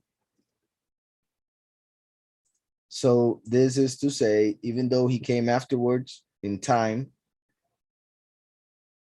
he was in eternity before time came to be. So that's why he became before anybody else in this reality. But also we could say the one coming after me in the first manifestation is coming before me in the second manifestation. The one coming after me who has become before me, whose sandal strap I am not worthy to loosen.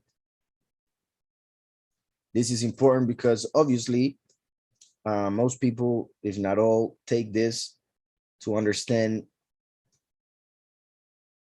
how Yohanan saw his cousin, Yahushua HaMashiach, as so high, so important, so noble and worthy,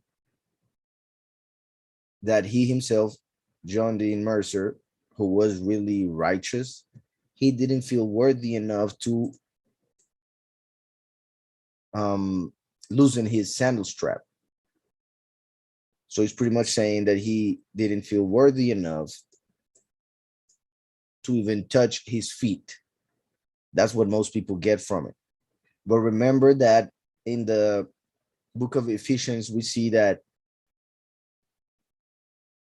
we are fighting a spiritual war. And that spiritual war, well, we fight it with the helmet of salvation, the shield of faith, the breastplate of righteousness, and the sandals of the zeal for teaching the good news. So the sandals represent the good news. Therefore, by saying, whose sandal strap I am not worthy to loosen, is pretty much saying that he was not worthy to come after Mashiach in order to preach the good news, which are the sandals loosened, meaning taught, revealed. That's why he had to come before Mashiach to prepare the way. But he didn't receive the gospel itself. He didn't receive the good news, for he died before Mashiach died, which became the good news. So, in other words, he's saying, I am not worthy to teach the good news like his disciples and the apostles. That's why I had to come first and just immerse in water, which is simply a representation of the spiritual immersion that comes through Mashiach. So, whose sandal strap I am not worthy to loosen. This took place in Bethaniah, beyond the Jordan, where Yohanan was immersing. There are several meanings which are given to this name. You can see in this case, it says Bet Bara, house of the fort, Beit Abara, Passover, as in, this is the verb, which is the root of Ibrim, which is where we get the word Hebrew. But for some reason, they have different names because one says Bet Aniyah, the other one says Bet Abara. Bet Abara, the house of those who pass, would connect with the Hebrews, the house of the Hebrews, but also the house of those who pass the Yarden. Yarden is he who descends, as in he who descends to Sheol, the soul, or Yahushua, who descended to the world to save us from Sheol. Bet Aniyah is also seen as house of sorrow, house of vanity. And in a way, he appeared, Yohanan, in this reality, which is a house of vanity, because Mashiach was descending to the world to bring forgiveness so that we wouldn't go to the house of sorrow, hell. So this took place in Betaniah beyond the Yarden, where Yohanan was immersing. On the next day, Yohanan saw Yahushua coming toward him and said, "See the Lamb of Elohim who takes away the sin of the world." How amazing. And like I said, stay tuned because I will release a new song tomorrow for the Desprograma. The new song of the new album is called, I forgot what it's called. I think it's called The Lamb. Yeah, it's The Lamb. So I remember, that's why I remembered it. And it starts with this chapter, amazingly. I didn't choose to read this chapter tonight. It was the Father through you guys, through Omar. And it goes very well with this chapter, with the timing in which I'm going to release it, because I will release one song per month, and each song will fit the timing of the month in which I will release. So on the next day, Yohanan saw Yahushua coming toward him and said, "See the Lamb of Elohim who takes away the sin of the world." So he understood that he came to take away the sin as the Lamb, meaning the Lamb of Pesach. See the Lamb of Elohim who takes away the sin of the world. This is he of whom I said, "After me comes a man who has become before me, for he was before me." For he was before me. This is he of whom I said, "After me comes a man who has become before me, for he was before me." In scriptures, we see Israel being compared to a lamb and also being compared to a man. And Mashiach came for Israel as a man, being the Lamb of Elohim. And it says, "And I did not know him, but that he might be revealed to Israel. Therefore, I came immersing in water." This is amazing because they were cousins. That doesn't mean that they knew each other deeply, because they could live so far away that they could see each other not that very often. What I mean is, if there are families nowadays where there are cousins who don't see each other that much, therefore don't know each other that much, even more so back in the day when there was no technologies nowadays for us to reach anybody as quick as we can. So my point is that this is one of the reasons why this was said. Now, the other possibility is that they were close. However, John did not know or was not sure regarding Yahushua as the Messiah. Maybe he thought he would come from somewhere else. The point is here that he came immersing in water because that's what Yahweh told him to do. Yahweh told him, "You will see the Messiah. So go and immerse in water, and through those immersions, you will get to see him." So when Yahushua appeared, he declared it. That's why it says, "And I did not know him as Messiah, but that he might be revealed to Israel. Therefore, I came immersing in water." And Yohanan bore witness, saying, "I have seen the Spirit coming down from heaven like a dove and remain on him." So every one of the books of the good news explains all of this in a different way. I mean, the order in which it is said. And that order is so that we may understand something different. In this case, you see how the fact that it says, and I did not know him, he came to know him when the dove came down, because that was the sign that Yahweh told him that would happen with the person that he chose. And I did not know him, but that he might be revealed to Israel. Therefore, I came immersing in water. And Johanna bore witness, saying, I have seen the Spirit coming down from heaven like a dove and remain on him. So this would mean, most possibly, that only Yohanan saw the Ruach. So it wasn't an actual dove. It would have been the Spirit as a dove for Yohanan to see it and reveal it. And through the word that is used in the Greek, it is possible that the dove actually entered him during the vision that Yohanan received. And I did not know him, but he who sent me. Now, another thing here, I have seen the Spirit coming down from heaven like a dove and remain on him. This is verse 32. Haruach kidmut, with the image or the likeness of a Yonah, of a dove. But you see, Yonah is dove, but that is also the name of the prophet, Yonah. So by the Ruach coming down as a Yonah, that made Mashiach become the sign of Yonah, become the one whom Yonah was supposed to represent when he was in the belly of the fish for 3 days and 3 nights.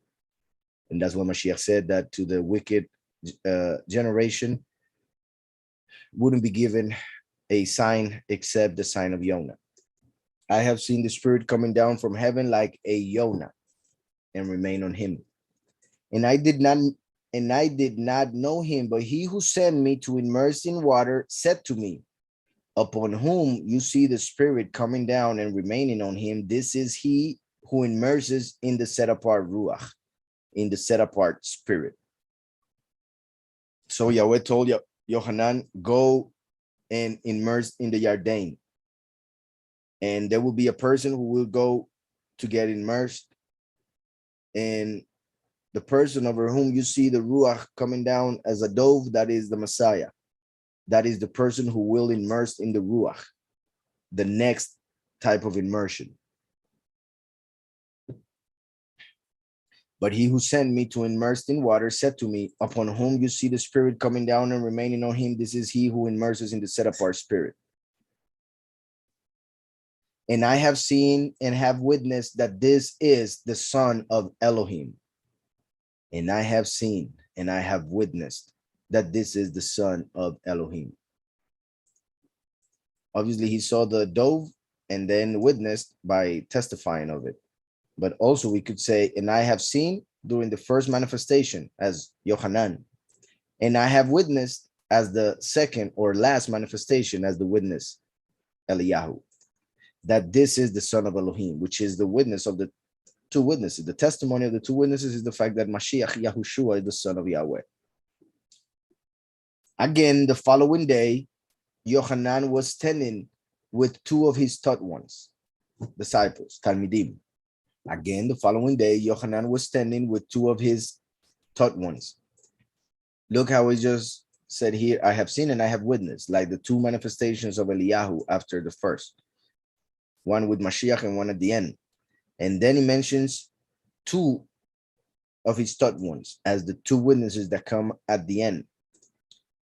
They were in the error, and that's why there were disciples of Yohanan who represents the letter. And then they went after Yahushua as the 2 witnesses who will come out of the letter or will come out of the falsehood, the false doctrine, and go after Mashiach. Obviously, Yohanan had more taught ones, but only 2 of them went after Mashiach. Those 2 represent the 2 witnesses who come out of the falsehood to follow Yahweh, Mashiach, and therefore become the 2 witnesses.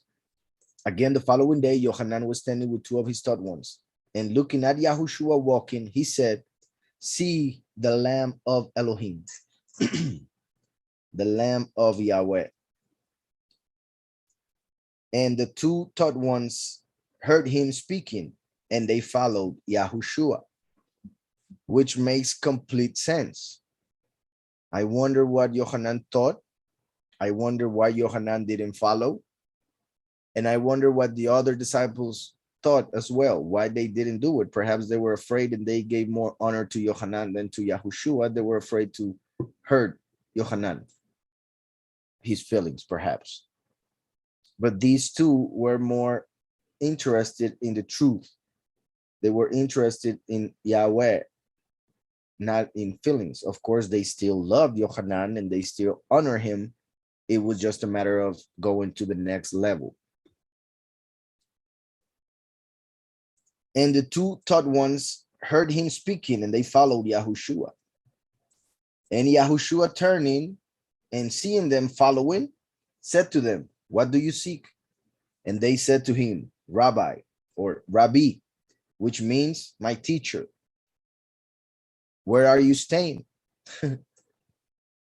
I find this verse funny, right? Because Yahushua was just going along, and all of a sudden he sees two people going after him.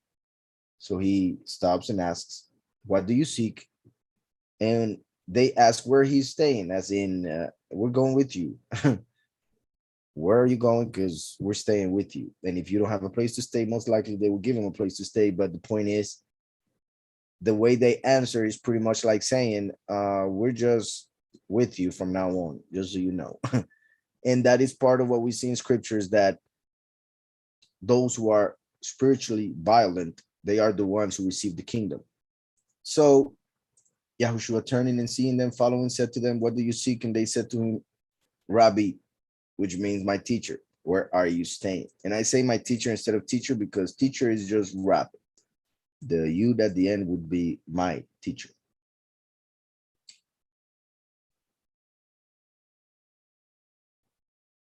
He said to them, "Come and see." So that is also important, right? That he doesn't say to them, why would you want to know? But he actually invites them, "Come and see." Obviously, once they said, "My teacher," they put themselves under his rule, under his authority. So he said to them, "Come and see." They went and saw where he was staying and remained with him that day. Now it was about the 10th hour. About the 10th hour. That would be the 4 p.m. if he's talking about the 10th hour from the hour zero. I wouldn't think he's talking about the 10th hour from the afternoon. So that's why I said 4 p.m. They went and saw where he was staying and remained with him that day. Now it was about the 10th hour. Every time that we see something that has to do with time, I try and look at what it may mean. And as we were seeing earlier, Mashiach was born on the first of Aviv, the first day of the year. And he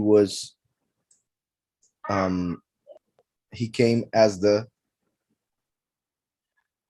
light of the world, the sun which was created on the fourth day, just like he was born on the fourth day, on a Wednesday, as they say.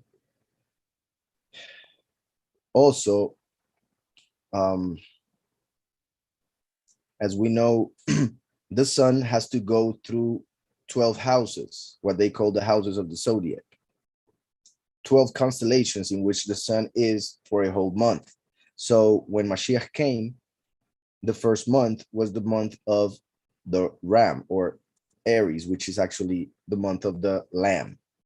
So Mashiach came and was born on the month of the lamb and died on the month of the lamb as the lamb of Yahweh. So on the first month in which he was born was the month of the lamb. And we have seen many times the lamb being mentioned in this chapter. It is mentioned here. "See the Lamb of Elohim who takes away the sin of the world." And now we have him here, and looking at Yahushua walking, he said, see the Lamb of Elohim. So it appears twice. Two disciples follow him. And they ask him, where is he staying? As in what house? After saying lamb twice, as in confirmation. And they said, Rabbi, where are you staying? And he said to them, come and see. They went and saw where he was staying, which would have been, in the sense of the chapter, the house of the lamb or ram, Aries, and remained with him that day. Now it was about the 10th hour. If we see the house as the month, then we would see the hour as the day.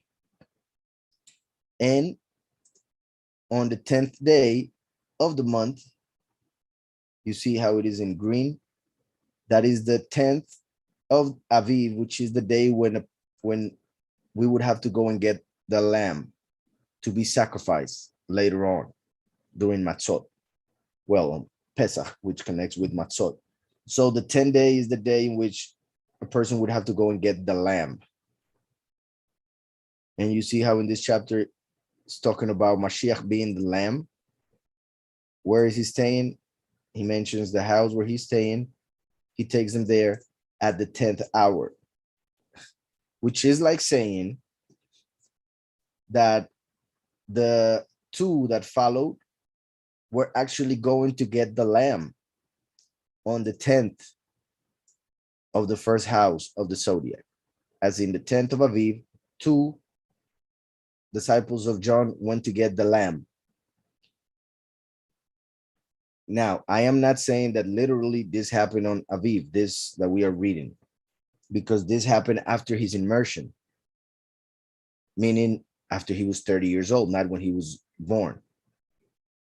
Right? So I want to make that clear. I'm just talking about what he would represent. John 1:2, do you believe it is he or the same? 1:2, it says, he was in the beginning with Elohim. So that means he wasn't the same because he was with. That's why it says Elohim, which is plural. Yahweh is one, but then he had his son to create everything through him as the word. So the word is the image of the thought that the Father as the mind had. But the word is separate from the mind itself, although it is the manifestation of its thought. What happened in verse 32? Will something like that happen with the last verse 32? I wouldn't say exactly like that because Yahweh does everything new, even though he repeats history, he does it in a new way. So I wouldn't say exactly like that. Plus, I have mentioned in the past how that moment in the immersion of Mashiach represents the first coming, and the transfiguration of Mashiach represents the second manifestation. So I would incline more to something like the transfiguration happening than the immersion and the dough coming down. So I'll continue. I think those were the only questions, so I'll continue. And Yahushua turning and seeing them following said them, already said that. He said to them, come and see. They went and saw where he was staying and remained with him that day. Now it was about the 10th hour. Andri, the brother of Shimon Kefa, was one of the two who heard from Johanna and followed him. So Andrew, known as Andrew, we have Andri, which means men. Men. So from the two that follow, which I said could represent the two witnesses, one of the two, the first to be mentioned is Andri, which means men, representing the Son of Man as one of the two witnesses. That's why Mashiach said, when the Son of Man appears, will he find faith, or the Son of Man will come as in the days of Noah and all of that. So Andri, in the context of being one of the two witnesses, as the two taught ones, would be the Son of Man because of the meaning of his name. And he's the brother of Shimon Kefa, who happens to be the representation of Yahushua the first. He was given this name, Kef, which is stone. Kefa in Aramaic, stone. Yahushua is the cornerstone. So Mashiach gave Shimon the name Kefa because he was able to hear. Shimon, the meaning of Shimon is heard. he was able to hear from the Father who the cornerstone is. So then he received the name Kev from the cornerstone himself, because Peter would represent Mashiach, as Paul eventually would represent the last. That's why Kepha or Kev was chosen before the death of Mashiach, and Paul was chosen after the death of Mashiach to represent first and last. But in this context, Andrew, the brother of Shimon Keph, is pretty much saying Andrew, the son of man, the brother of the cornerstone, was one of the two who heard from Johanna and followed him. Johanna represents the angel, so they were following what was written in the Torah and found Mashiach through it and followed him. First, he found his brother Shimon and said to him, "We have found the Messiah," which means the anointed. So we have found the Messiah. Obviously, this translation was added there, being the anointed, because of the translation in the Greek. We have found the Messiah, which means the anointed. And he brought him to Yahushua. And he brought him to Yahushua. And looking at him, Yahushua said, "You are Shimon, the son of Yonah." So look, Shimon, who became Kev, the representation of Mashiach, the cornerstone, was the son of Yonah. And Yonah is the name and word in Hebrew, which means dove, like the dove that came down upon Mashiach. Yonah. My point is that this is confirming that Keph, Shimon, represents Yahushua, the first, the cornerstone, who received the Ruach as a Yonah. That's why Shimon, he who is heard, was the son of Yonah. As in Mashiach, who is heard by Yahweh and is the son of the Ruach. Mashiach, who is the intercessor, that's why he's heard by Yahweh, and he came through the Ruach, represented by Yonah, the dove. And he brought him to Yahushua, and looking at him, Yahushua said, "You are Shimon, the son of Yonah. You shall be called Keph," which means stone. That's when he gave him that name. And I repeat, because he would come to be a representation of Mashiach, the cornerstone. On the following day, Yahushua wished to go to Galil. Remember, Galil means circle, circuit. So when it appears in scriptures, spiritually it represents the repeating of history, when everything will happen again. So we could see this as Yahushua wishing to come in the end times to repeat history, for instance. So in the following day, Yahushua wished to go to Galil, and he found Philip and said to him, "Follow me." Philip means lover of horses, he who loves horses. Philippos would be the actual name. And remember that when he comes the second time, when Yahweh manifests the second time on the earth during the Galil, the circuit, he will come riding on a horse. So the Son of Man, who is heard through the cornerstone, will receive the favor and salvation of Yahweh, to be heard through the Ruach of the stone, the cornerstone, during the circuit, when everything will happen again, coming on a horse to the house, to the creation, in order to harvest the chosen few as fish, because he made us fisher of men. And then the Son of Man and the stone will become one, we could say.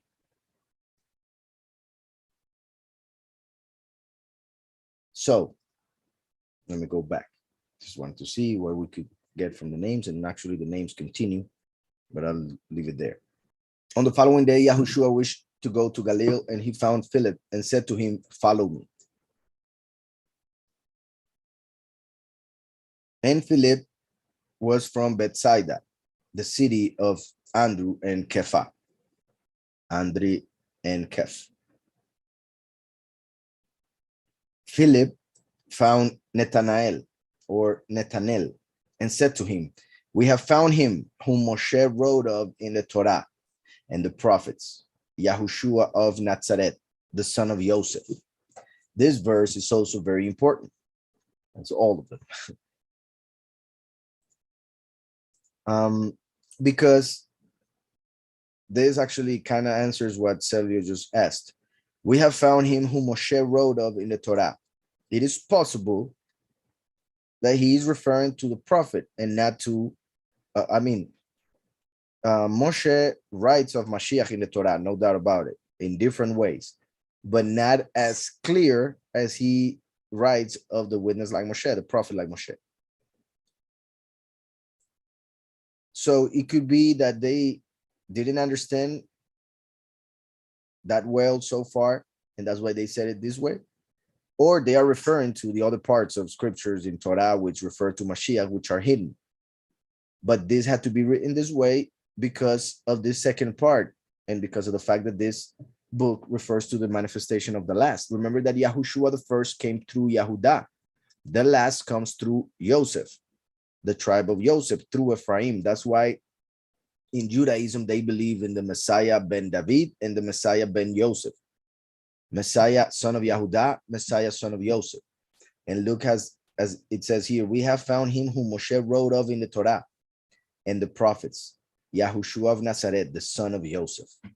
Obviously, it's referring to Mary's husband, Joseph, but his name was Joseph because Yahushua the first came literally through Yehudah, but spiritually through Joseph. The last will come genetically through Joseph, but spiritually through Yehudah. So this same verse fits both the first and the last, depending on how you see it. Because remember that Yahushua was also the name of the successor of Moshe, who represents the prophet like Moshe, and who was a son of Joseph. Now, it's interesting that this is the first time that it says Yahushua of Nazareth. Nazareth was a town that everybody would see as very low in importance, and they would see his people, the people of Nazareth, as well, I don't know how to put it to not be mean, but pretty much they saw Nazareth as a place where nothing good could come from it.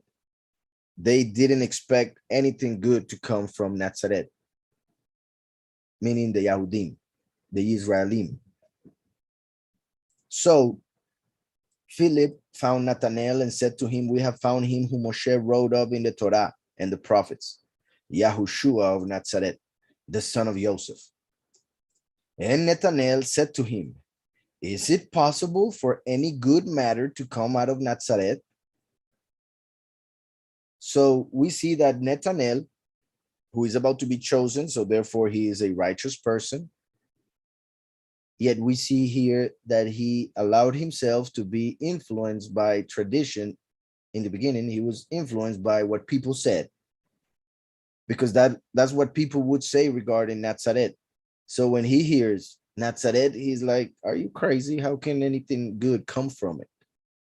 And Nathanael said to him, "Is it possible for any good matter to come out of Nazareth?" Philip said to him, "Come and see." Come and see.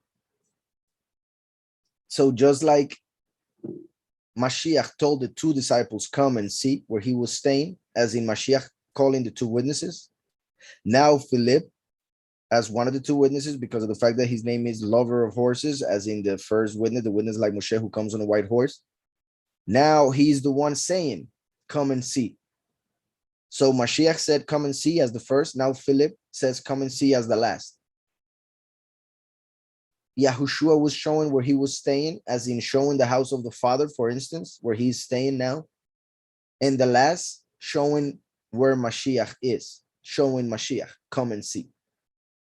So Yahushua said, I am the way, I am the door. That's why when they followed him, he showed them a place, as in the place of the Father, his house. Now, Philip, as in the one who comes on a horse, reveals to the congregation, to Israel, as Nathanael here, the gift of the Mighty One.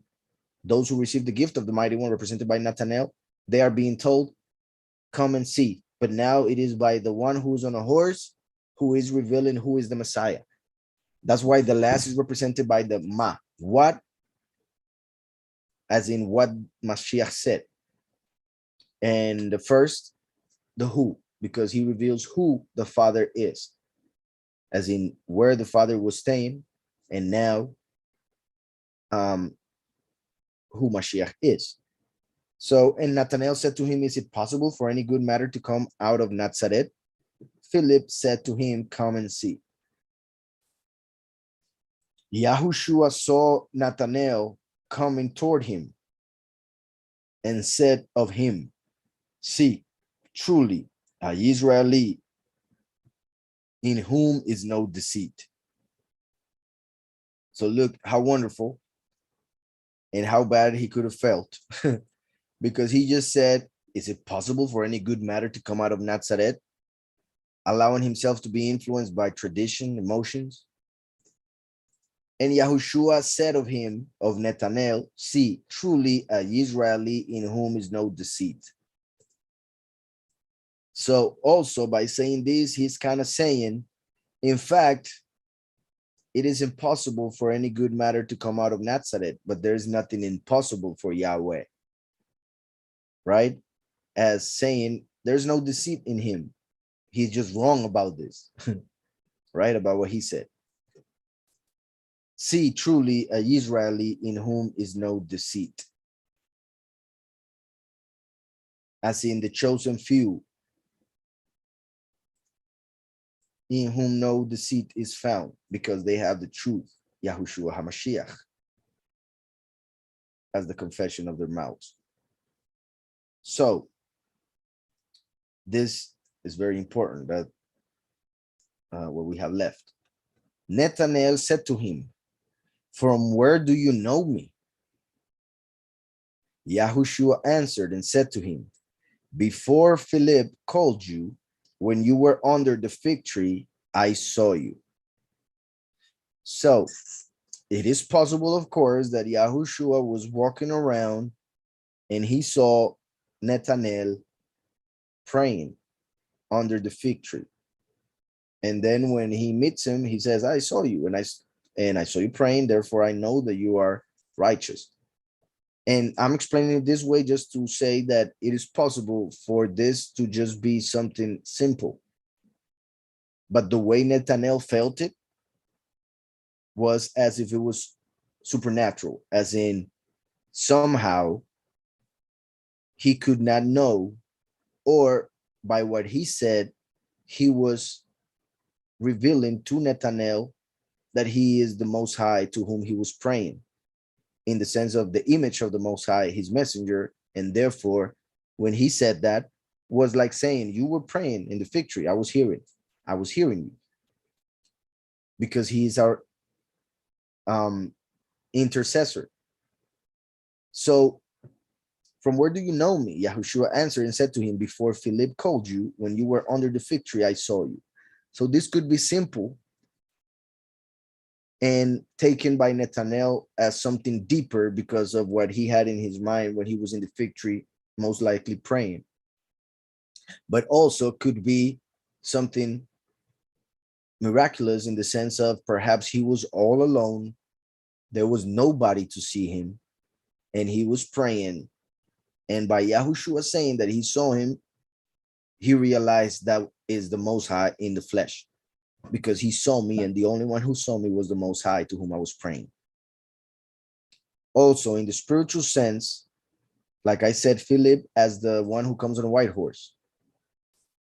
before Philip called you, because he called Nathanael, just like the witness like Moshe will call the chosen few from the many, because many are called, but few are chosen.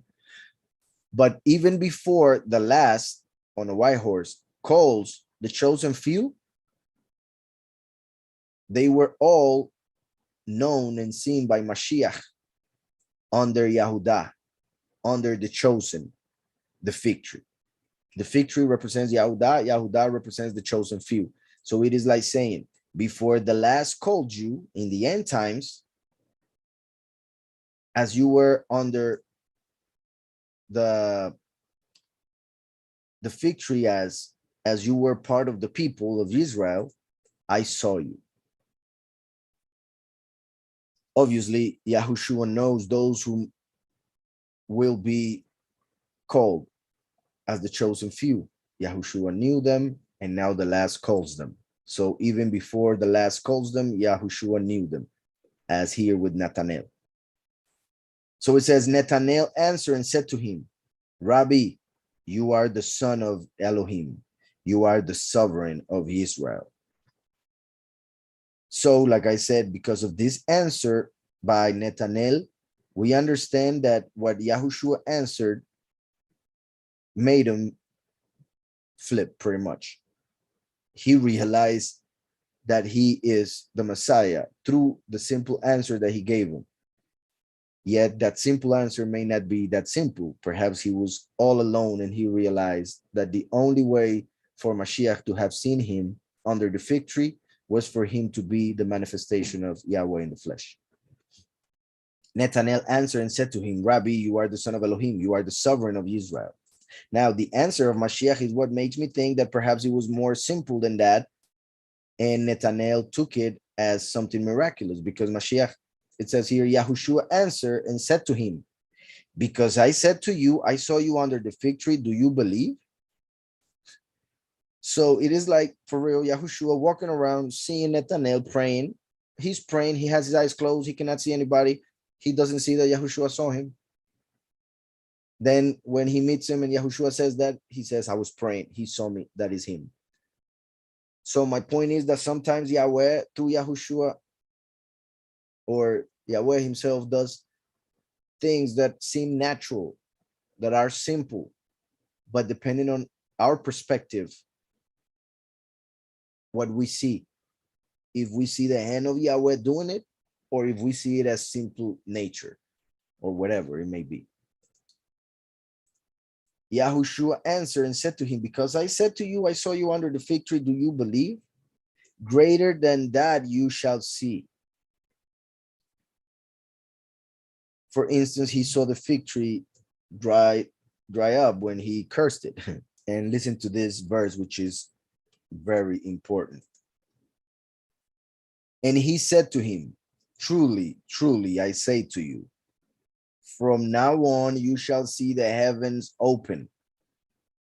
From now on you shall see the heavens open, and the messengers of Elohim ascending and descending upon the son of Adam.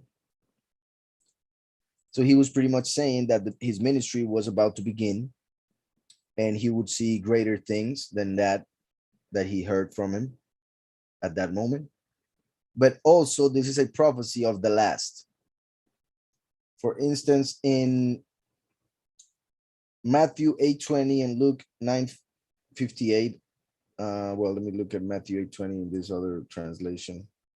Matthew 8:20, it says, and Yahushua said to him, the foxes have holes and the birds of the heavens nests, but the son of Adam has nowhere to lay his head. One could say he didn't have a home, right? But we know that that was not the case. And we just saw, in fact, that two disciples asked him, where are you staying? And he told them. So this is not talking about the literal. It's talking about something spiritual. Also, look that it doesn't say, but I have nowhere to lay my head. He says, but the son of Adam, third person, talking about the last, as when he said the coming of the son of Adam would be like the days of Noah. So the son of Adam, the son of man, is the last, the second manifestation. So when Yahushua the first came to earth, he said, the foxes, which is a title that he used for Herod. So the leaders of the world have holes, have their palaces. And the birds, the angels of the heavens, have nests. They have their houses in the second heaven. So the leaders in this world have holes. The birds in the heavens have nests. But the son of Adam, who is both a malach and a leader, the son of Adam has nowhere to lay his head. This verse connects directly with this other verse through Genesis 28. So let me go to Genesis 28. So we have here verse 10. And Yaakov went out from Beersheba and went toward Haran. And he came upon a place and stopped over for the night. The night, as in coming like a thief in the night. Who? The Son of Man, who is called also the last, who is represented by Yaakov. Remember that Abraham represents Yahweh, and Yitzhak represents Yahushua. That's why Abraham took Yitzhak to be sacrificed, like the father allowed his son Yahushua to be sacrificed. Yaakov is the last of the three patriarchs, represents the last. So Yaakov, the last, went out from Beersheba, the well of the covenant, as in the new covenant, and went toward Haran. And he came upon a place and stopped over for the night, coming like a thief in the night. Who? Yaakov as the son of man. For the sun had set, Yahushua had come already, died and resurrected. And he took one of the stones of that place and put it at his head. And he lay down in that place to sleep. So he had no place to go to sleep. So he found a place outside and he took a stone and used it as his pillow. And he lay down in that place to sleep. So that represents the witness like Moshe who comes and has to die. But in order for him to die and receive what Yahweh has for him, and for him to confirm what he must confirm, he must first get a stone to lay his head on it. That stone is Yahushua, the cornerstone. That's why if I continue reading, and he dreamt and saw a ladder set up on the earth, and its top reached the heavens, and saw messengers of Elohim going up and coming down on it. So he saw a ladder and messengers going up and down. And see, Yahweh stood above it and said, I am Yahweh, Elohim of Abraham, your father, and the Elohim of Yitzhak. That was Michael on top of the ladder. The ladder was on top of the head of Jacob on the earth.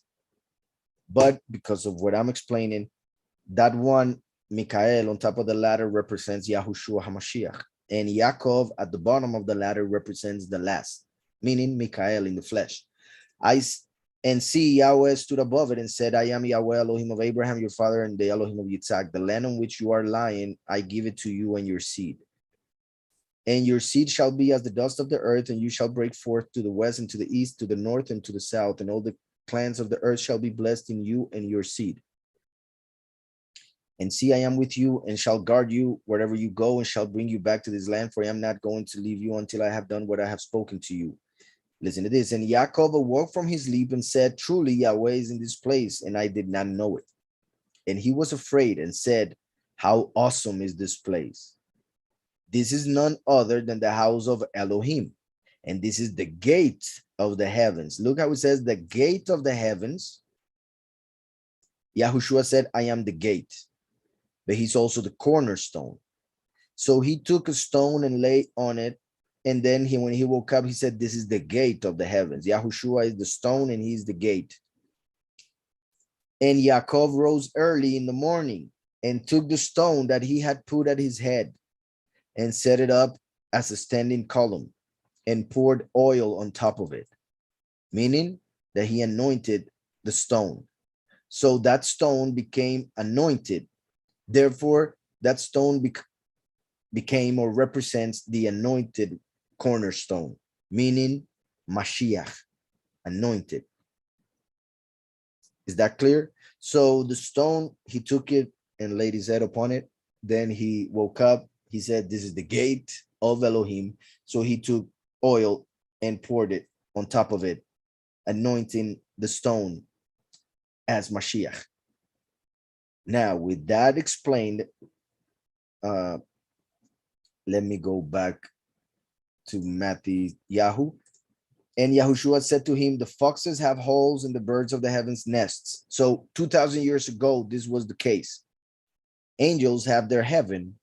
Leaders in the world have their places. But the son of Adam, as Yaakov, 2,000 years ago, had nowhere to lay his head. Why? Because the stone had not come. The cornerstone, which would be anointed, had not died. So Mashiach was saying, the last cannot die yet. He cannot go to sleep because he doesn't have a stone to lay his head upon it. So Yahushua was saying that he had to die as the cornerstone in order for the son of Adam to manifest and be able to die with a purpose, fall asleep on the cornerstone that was anointed. And that is why, if we go back to John, and he said to him, truly, truly, I say to you, from now on, meaning from the moment when they accepted Yahushua as Mashiach, when they accepted the anointed cornerstone, from now on you shall see the heavens open and the messengers of Elohim ascending and descending upon the son of Adam. Once again in the third person. So he's saying now the Mashiach himself came. Now you'll be able to see the angels coming down and up on the ladder on top of the son of Adam, for he now has a place to put his head, the cornerstone. Was that clear? I hope so, because it is very amazing, I believe. So if it wasn't amazing to you guys, it's because there was no understanding. So hopefully it was clear. Let me look at questions. Verse 51 seems to connect to the vision of Jacob seeing a stairway to heaven. Yeah, exactly. No. So hopefully, well, you had the idea already, so hopefully it was even clearer now.